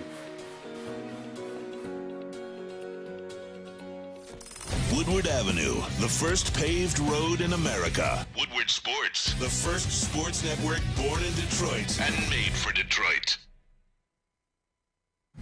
When you need apparel, look no further than Big Frog in Novi. And right now, all month long, you can get a free Woodward Sports t-shirt. That's right, I said a free Woodward Sports t-shirt. All you got to do is stop in, tell them we sent you, and they will print you one on the spot. So go to Big Frog in Novi today. Get your free t-shirt or visit them online at bigfrog.com/Novi. Super nice of them. I love Big Frog. God bless you, Fish. You okay in there? Great. How's your day going? It's going great. I'm talking to you and Manny and Alice Westfall. It's great. All right, I might buy you a ticket. You want to come down with us tonight? Sure. Where's my phone? All right, Fish. I mean, you don't Get have a to. You ticket. can take someone else. No. You're the only person I would want to take in this room. I mean, I was just giving you hell, but... You're good, buddy. We're going to try to figure this out on the spot. Well, while I try to buy Fish a ticket for tonight's Tigers game, we are going to reveal my top 10 Defensive Rookie of the Year candidates for the upcoming season. Ladies and gentlemen, before we put up the list, you know what the deal is. 5 of the last 6 pass rushers taken number 2 overall have won said award. Having said that, can you remind me who was the number 2 overall pick this year? Was he a pass rusher? Yeah, I think so. Sorry, Fish, our section's sold out, by the way, so. That's Having said that, here's the top 10 list. We'll start with Aiden Hutchinson, number 1, of course. 5 of the last 6 pass rushers taken number 2 overall have won said award. Most recently, I want to say, was Chase Young. Aiden Hutchinson, history's on his side. And not only that, I think he's in the best situation of any edge rusher to really go at this award. Now, Kayvon Thibodeau is a close second. He plays in a big market. He's going to play on a team that this year will be much better than they were last year, in my opinion. But there isn't much help for him. New York's a tricky situation. It just is. I think they're going to be, I don't want to say fun to watch because Daniel Jones is their quarterback, but I think with Brian Daboll, you're going to see some good stuff out there. What they look like on defense, that is to be determined. But Kayvon Thibodeau, I think, is a safe bet. Another person that plays in a big market, New York as well, Sauce Gardner. Sauce Gardner has the potential to be a lockdown corner year 1. Potential. I'm not saying he will, but potential. He could put on just as impressive of a year as Patrick Surtain did last season with the Denver Broncos. So Sauce Gardner for me is a solid pick at 3. Number 4, Jordan Davis. I love this. And I love the Jordan Davis pick because he plays on an already stacked defensive front in Philadelphia. They were a problem last year. And you add him to the fold, boy, that's going to be fun. Now, can he get to the quarterback? Can he get a ton of sacks? Or is he just going to be a run stopper? That's a wait and see, but I think he should be up there, definitely in the top 5. Number 5, and you could honestly swap the 2 between him and Kyle Hamilton. Kyle is going to play in a legitimate defense this year with, by the way, former Michigan defensive coordinator leading the charge for Baltimore. John Harbaugh is his head coach. A good defense, a good defensive front, a good secondary. He will be surrounded by a good cast where he will be allowed to make plays. I think Kyle Hamilton's a good pick, definitely in the top 5 for Defensive Rookie of the Year. Number 6 may come as a surprise to you, somebody drafted later on in the first round, and that was George Karlaftis. So the thing with George is he has an opportunity to play on a good defensive line, supported with a good edge and interior rush. And he's going to get a lot of single head-to-head matchups that he could take advantage of. I think strategically, he would be higher even than Trayvon Walker would be on my list because of opportunity. I like George Karlaftis as a top 6 pick this year. Number 7, Devin Lloyd. I love this guy the whole way into the draft. He's a guy that I thought probably should have been taken anywhere from 14 to 20. He ended up falling to Jacksonville in the first round. Or was he a second-round pick? I can't recall. I can't recall if he was the first pick of the second round or if he was a late first-round pick. It's one of the two. But regardless, Devin Lloyd up there for me. Kareem Elam, this is another one, right? Buffalo, good pass rush, good interior rush, good second, very good safeties. He's going to have a lot of support. I think he's going to be you want to call it a dark horse at 8. I don't care what you want to label them now. We get Derek Stingley at 9. Trayvon Walker rounds out the list, which is odd, I'm sure, for a lot of you because, well, Derek Stingley was the number 4 overall pick, I believe. And Trayvon Walker was the number 1 overall pick. So how the hell does that work, Adam? Oh, actually, I think Stingley was 3, by the way. Texans, Sauce was 4. But beyond the point, they're going to be at the bottom. Trayvon Walker... Yeah, honestly, I was thinking of keeping him off this list. I'm not sure what to expect from him in Jacksonville. The one thing Jacksonville does have going for them is offensively. I think they're going to be explosive this year. I think we're going to see a really good version of Trevor Lawrence. I think we're going to see a very, very dynamic version of this team offensively because of their 2 backs, James Robinson, Travis Etienne. You have Marvin Jones Jr. There's going to be something in Jacksonville offensively, and of course, how can I go without saying Doug Peterson? So there's something there in Jacksonville offensively. What they look like with Josh Allen, Trayvon Walker defensively, I'm really quite not sure. So those are my top 10. Those are the guys that I think come end of the season are going to be contending for the Rookie of the Year. But if I'm honest, I think it's a 3-man race. I think it's between Aiden. I think it's between Sauce Gardner. And I actually do believe it's between, it's really the first 3 and Kayvon Thibodeau. 2 New York markets, 2 New York market players. Everything they do is highlighted at a 5-10x level than what Aiden Hutchinson will do. But again, I think history's on his side. You look at recent history, it favors your number 2 overall draft pick. 5 of the last 6 pass rushers taken number 2 overall have won the award. Has me feeling very fucking confident. So, here we are. We gave out 2 lists today. Top 10 college football teams. Top 10 Defensive Rookie of the Year candidates. We'll do Offensive Rookie of the Year next week, along with, you know what, next week I will also drop my preseason top 25 in college football. We'll do that. We'll definitely do that. I do want to talk some Michigan State. USC's a big one. Another team that I think probably wins a minimum of 9 games this year. So I'm excited for next week. We'll bring out the college football rankings. We'll also bring out a top 10 Offensive Rookie of the Year, which from now, I mean, probably 7 or 6 of my top 10 will be wide receivers, 2 at quarterback, and maybe 2 at running back. I think that's how it's going to work out. Breece Hall, Kenneth Walker probably make that list, but we'll get to that next week. No Nick Benito. He's a sleeper because he's playing opposite of Chubb. Yeah, Benito's a tough one to leave off, but I basically chose to put Trayvon Walker over him. And that's all subjective at this point, right? I'm not going to lose sleep over this. I wouldn't sleep on Jordan Davis. I feel like he's going to feast on the NFC East. Yeah, that's why he's sitting there at 4. He's going to be a problem. The Eagles have a good defensive front.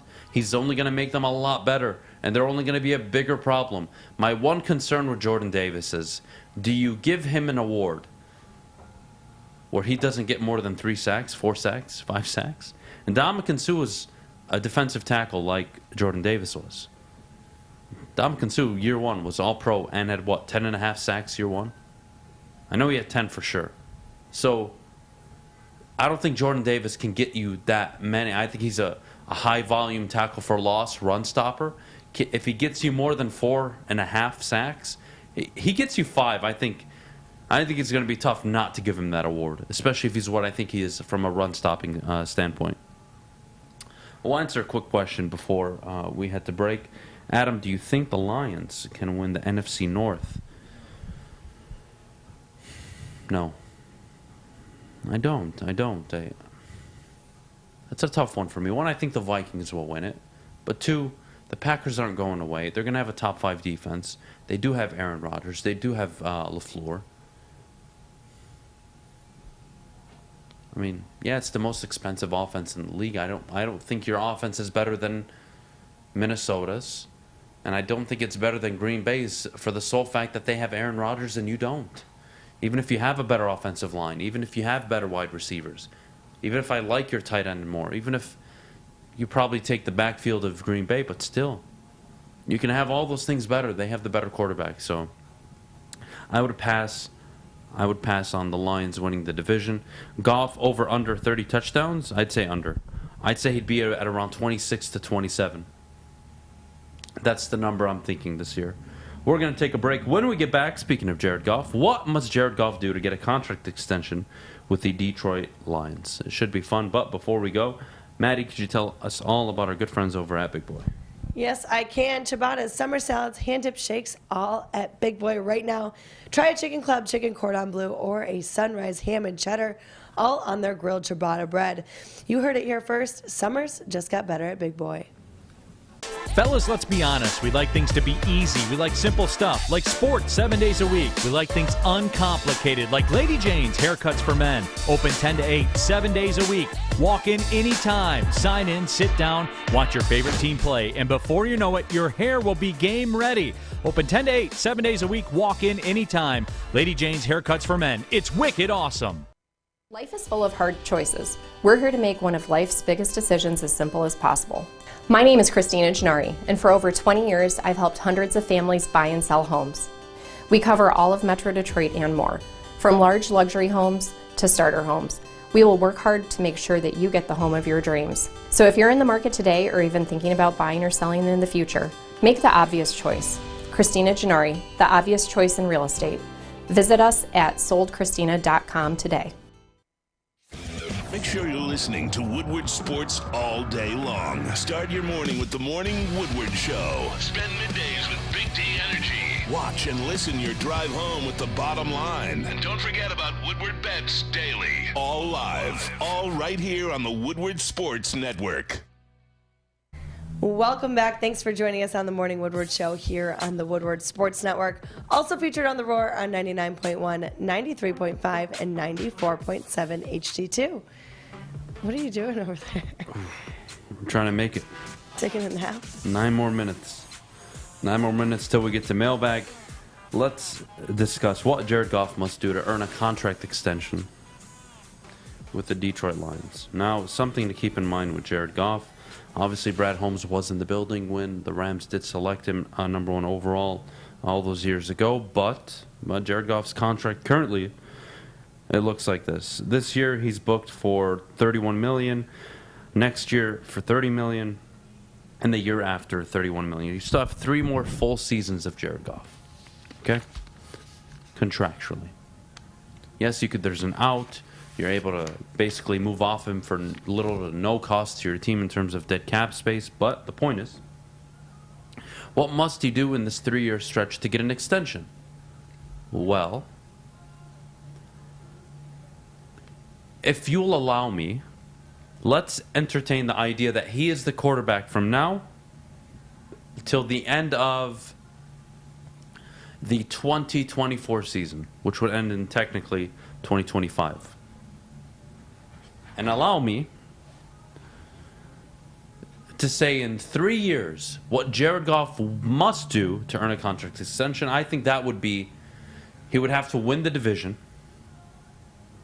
win a playoff game, and showcase what he had shown us in 2018, which was potential to be an elite quarterback. Having said that, even then I would struggle giving him an extension. I just think this game is so ahead of where we're at the quarterback position. You're going to want to find your guy, your next guy. And it's tough for me because I do think you can win with Jared Goff. I think you can win 9, 10, 11 games. Hell, even 12 games with Jared Goff as your starting quarterback. All it takes is, I don't know, a good head coach and a good football team. Not rocket science over here. Having said that, would you offer him a contract extension? I think the only way I do it is if I draft a quarterback in his final year, I extend him for a 1-2 year deal at most, and I say, hey, Jared, you're going to groom this guy similar to what Kansas City did with Alex Smith and Patrick Mahomes. You sit him a whole season, you let him start or play a few games at the end of the year, and then he's your guy going into the next season. And ideally, you have a competitive team by then, so that Jared Goff is not only winning, but also teaching his future replacement. Again, the contract extension part of it is difficult, because when we talk about extensions for quarterback, especially when they reach the free market, it commands a 3-4 year contract, and I wouldn't commit that much to Jared Goff But again, he could prove you wrong, right? But is winning a division in a playoff game, hey, five-year contract, Adam. 5 years. We need to have him. Is it? Because Alex Smith went 12-4, won the division, and won a playoff game. And they still drafted his replacement. Like, Jared Goff can be good for Detroit. And that doesn't mean he has to leave right away. It also doesn't mean that he has to be the long-term solution either. Yes, you can have it both ways. We've seen it in the NFL. So, at the end of this season, hypothetically, all right, let's just play this out in a way where Dan Campbell's a good coach, okay, hypothetically. Let's say Dan Campbell turns out to be a top 12, top 15 coach in the NFL. Your defense and offense are vastly improved. Every draft pick you've had turns out to be very, very, very good, okay? Well, this year you're an 8-win football team. You go 8-9 with Jared Goff. Next year, you go 11-6. And let's say you luck out and you win your division on head-to-head tiebreak with Minnesota or Green Bay. Let's say you've won the division. Or let's just say you're a wild card team. And going into the following year, you win your division. You win a playoff game. Jared Goff's contract, dying over here. Jared Goff's contract at the end of that season expires. And you have a tough decision to make. Do you extend him, or do you use all the draft capital you've acquired by then to make a move for your quarterback, or trade future assets to get your quarterback if he's there for you? The Chiefs were all in on Mahomes. They traded up and got him. Good for them. You are going to have to replicate that. And I don't want to hear that you need to be picking in the top 2, top 3, top 5 to get your guy. Josh Allen, number 7 overall pick. Justin Herbert, number 7 overall pick. Patrick Mahomes, number 10. Deshaun Watson, number 12. You see more quarterbacks working or hitting between picks 5 and 12 than you do 1 and 3. It's just almost impossible. We've seen the Sam Darnold, Baker Mayfield drafts. Jameis Winston. Marcus Mariota. So look, would I extend him? I just don't think I would, because you have 2 first-round picks this upcoming year. I think if there was ever a season where you were 8-9, let's say, and you wanted to move up 5-6 spots, and you had to give up your current pick, the Rams pick, a future one, and a future 3 to get a CJ Stroud or a Bryce Young, would you do it? You would say yes. And it doesn't even have to be this year. It could be the following season. Know that if you have the right GM and a good team, that forget the team. You have a good GM. Can he get the quarterback right? Kansas City, they got it. Buffalo, they got it. Los Angeles, they got it. The Chargers, they got it. The Bengals, they got it. Is your GM capable of getting the quarterback? Go look at Spielman, the former Vikings GM. Very smart, very successful, high success in the draft. Division wins, division titles, playoff wins, consistent quality football team. Lost his job. Why? Kirk Cousins. And Kirk Cousins is good. He's okay. You don't mind Kirk Cousins when you don't have any other option. But even he failed to address 2 of the most important things in football, the head coach and the quarterback. That's why he lost his job. So do you extend Jared Goff? You can throw that poll in the chat, please, Alex, when you get a chance. Do you extend Jared Goff? And this could be under any circumstance, good and bad. I gave you the good.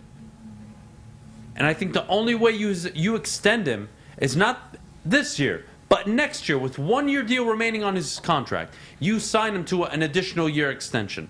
So it gives you a 2-year runway where you can draft your quarterback, not this draft, but the following draft or the draft after. You can sit him, you can move on Goff, and the rest is history. Do I think you can win a Super Bowl with Jared Goff? You find me a Super Bowl winning quarterback, one, that carried his head coach outside of the name Tom Brady with Bruce Arians. Ben Roethlisberger, I show you Mike Tomlin. Joe Flacco, I show you John Harbaugh. Rich Gannon,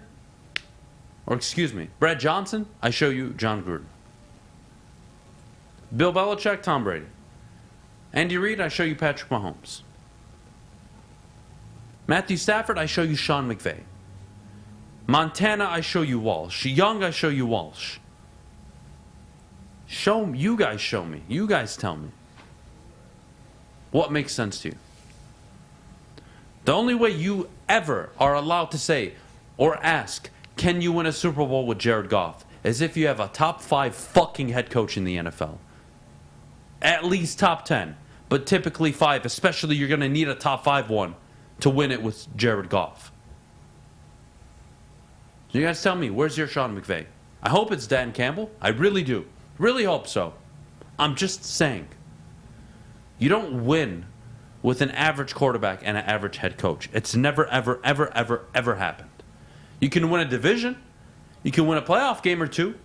You're not winning a Super Bowl with average and average at the 2 most important positions. We'll be right back with Mailbag. Get your questions in the chat. We will answer them as quickly as possible, of course. Ladies and gentlemen, Aaron Rodgers carried McCarthy. You know, I don't think that's fair, and I don't like Mike McCarthy. But Mike McCarthy, during his day, was a damn good coach.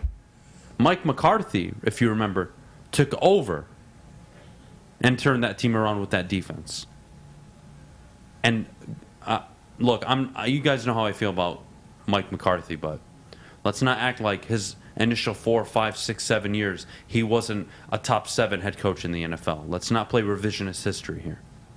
Does he suck now? Has he not evolved with the game? Absolutely. Did his relationship with Aaron diminish? Yes. Did he squander a lot of good teams? Yes. Those can all be true. He also has as many Super Bowls as Andy Reid. So stop. We'll be right back, but before we go, I got to tell you about where you can place your bets this year, and that's on MyBookie. Bet from anywhere, anytime using MyBookie. And if you haven't already, sign up using promo code Woodward. They'll match your first deposit. And if you suck or have a problem with gambling, call 1-800-270-7117. It took exploring 50 different formulas and hosting countless taste tests, but we believe Gypsy Vodka is the smoothest vodka on the market. Don't believe us? Ask the owners. We're Mike and Adam Kazanowski with High Five Spirits Distillery. We're in close to about 1,200 locations throughout Michigan. We wanted to create a brand that was geared more towards freedom, love, adventure, and at the end of the day, we really wanted to tell a story that inspired other people to take risks, follow their dreams, whatever that might be. Hey, it's Scott from the Woodward Bet Show. Hey, we're fired up. Did you check the baseball schedule today? Man, we got a Subway Series starting. I know our boy Maz. He's going to be fired up. Hey, I might even have a play for that one here shortly, so pay attention. But listen, before you got to get over to that app store and download oddstrader.com. Listen, it's got live scoring, play-by-play updates, and it's the best place to check all the odds at the sports books right in the palm of your hand. Hey, Maz, you ready for this winner? We're going to take your boys, the Yankees, in the first 5 against the Mets. Mets don't hit very well against lefties, and let's just keep that bullpen out of it for the Yankees. Oddstrader.com, Woodward Bets. Check it out. Make sure you download the Woodward Sports app in the App Store and the Google Play Store today. Take Woodward Sports with you wherever you go and listen live on your phone or mobile device.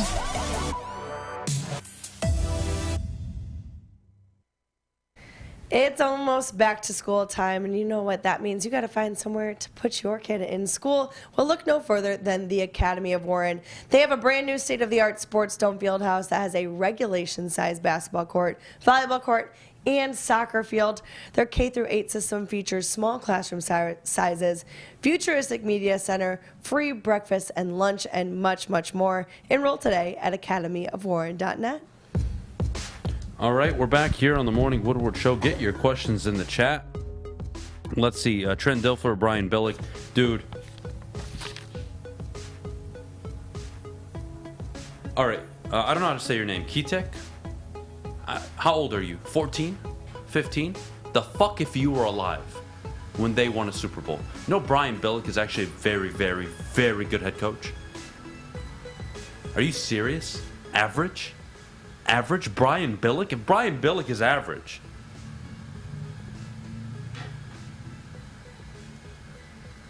Some of the stuff I read in this chat defy all laws of logic and physics, I guess.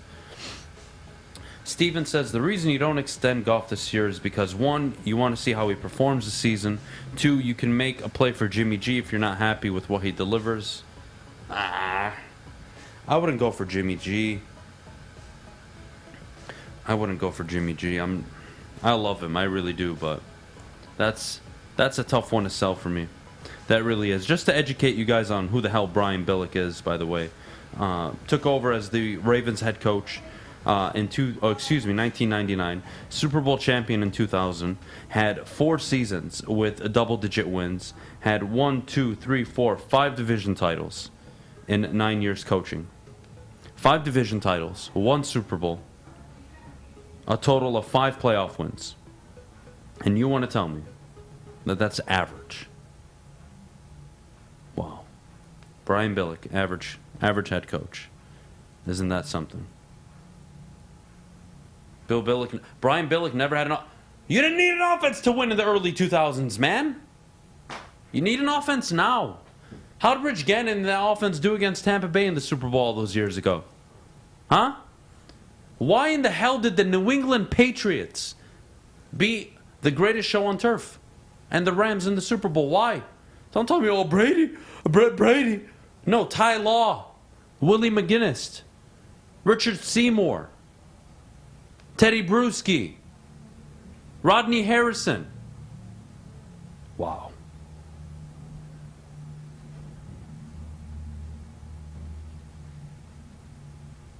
Unreal. I don't think you were born, so I'm not even going to be mad at you, honestly. I'm just going to move over it.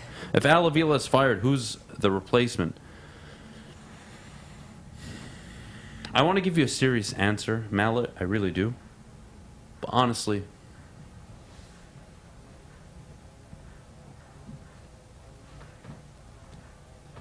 this bowling pin would do a better job as the Detroit Tigers GM than Avila. So, I'm not sure what to tell you this morning.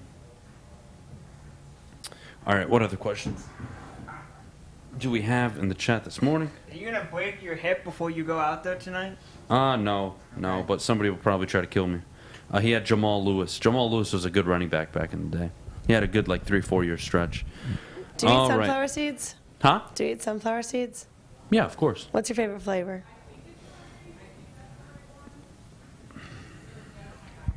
Ranch. I just knew you were going to say that for some reason. Yeah, ranch. I think ranch is...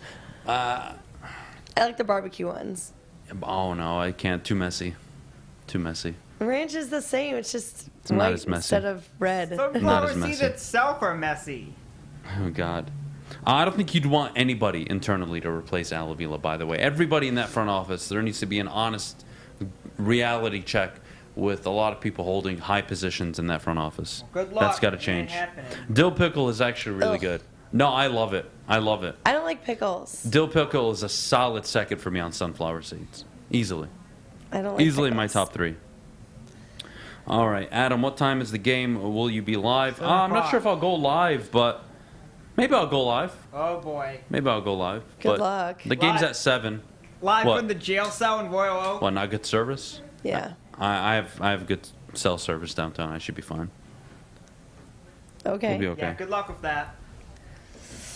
I don't know. You don't usually go out into the open. Yeah, I was so. going to say, do you know how to get to Comerica Park? Are you aware it's in Michigan? It's not. It's like down there and a little ways down. What do I do with this You don't kid? go any. Fire me. Get me away from here. Fish, shut the hell up. Shut the hell up. What about Hinch? I think Hinch is gone, man. I keep him. I don't think Hinch is the problem. I don't think Fetter's the problem. This is a talentless team. You guys complain all the time. Oh, well, Jim Caldwell didn't have the most talent his last year in the NFL. You need talent to win. Especially in baseball. And you need to have a deep roster, which the Tigers don't have. Will you be trying any new foods maybe while you should getting try out? a coney dog downtown. No, I'm just going to have a nice hot dog at the game. Hot dogs at the game are better than any coney dog. Easily. I mean, hot dogs are pretty good. That's a bold. Is it true? That's a bold Oh, statement. I think game dogs are the best. Okay. I think the atmosphere is what makes it better than probably what it is. Okay, but again, it depends if you get it grilled or boiled. Grilled. Always grilled. Okay. Why, you're a broiled chick? I like boiled hot dogs. They're not terrible. It's all good. Well, it's all good. We got this. We're going to end the show on that note. Okay. Thank you all for tuning in. Big D live at 11, of course. I'll be at Comerica Park tonight, 7 o'clock. Good luck. So if you want to head down there and Hope we see you tomorrow. you want to put on a hell of a show with me, be my guest. I'll be fully dressed out, kitted out in my Tigers uniform. I'm So going to see myself out of this one. I think I should shave Fire Al into my chest hair. Like Joey did? Yeah. Because then they can't throw, it's not a sign, it's my chest hair, I mean, they can do whatever Right. they want. Techno. Wouldn't you rather them take your sign than throw you out? I don't know, kind of hoping for both. Well, I mean, Actually, your no, I first warning could be them taking your sign, and then you're Adam. So If they try you'll to take my continue. sign, I'll scream. Do I'll you scream. want? I feel like part of you wants to get arrested tonight. No. Oh, I'm just okay. trying to have a good time. Is We'll Abe see. going to be there? I don't know, but We should probably call him. We're gonna riot. We're gonna riot in Section 105. I'm gonna get Section 105 to take off all their shirts tonight. We're just Why do gonna you keep saying riot, tomorrow? shirts off, Yes. having a good Knowing time. Adam, he's probably not even going to show up. No, he's not. Imagine. Everybody in this room disagreed with me. Yeah, everyone's an asshole in this room. We're done. He's gonna forget the You all game have a good tonight. rest of your day. He's We'll gonna see you look at the tomorrow. clock He and say, talks "Oh, a bit- shoot, he it's talks a 9 big o'clock. Terry What back the hell?" tomorrow. Terry back tomorrow. We'll see you guys. Peace out. Hopefully you go to the game tonight.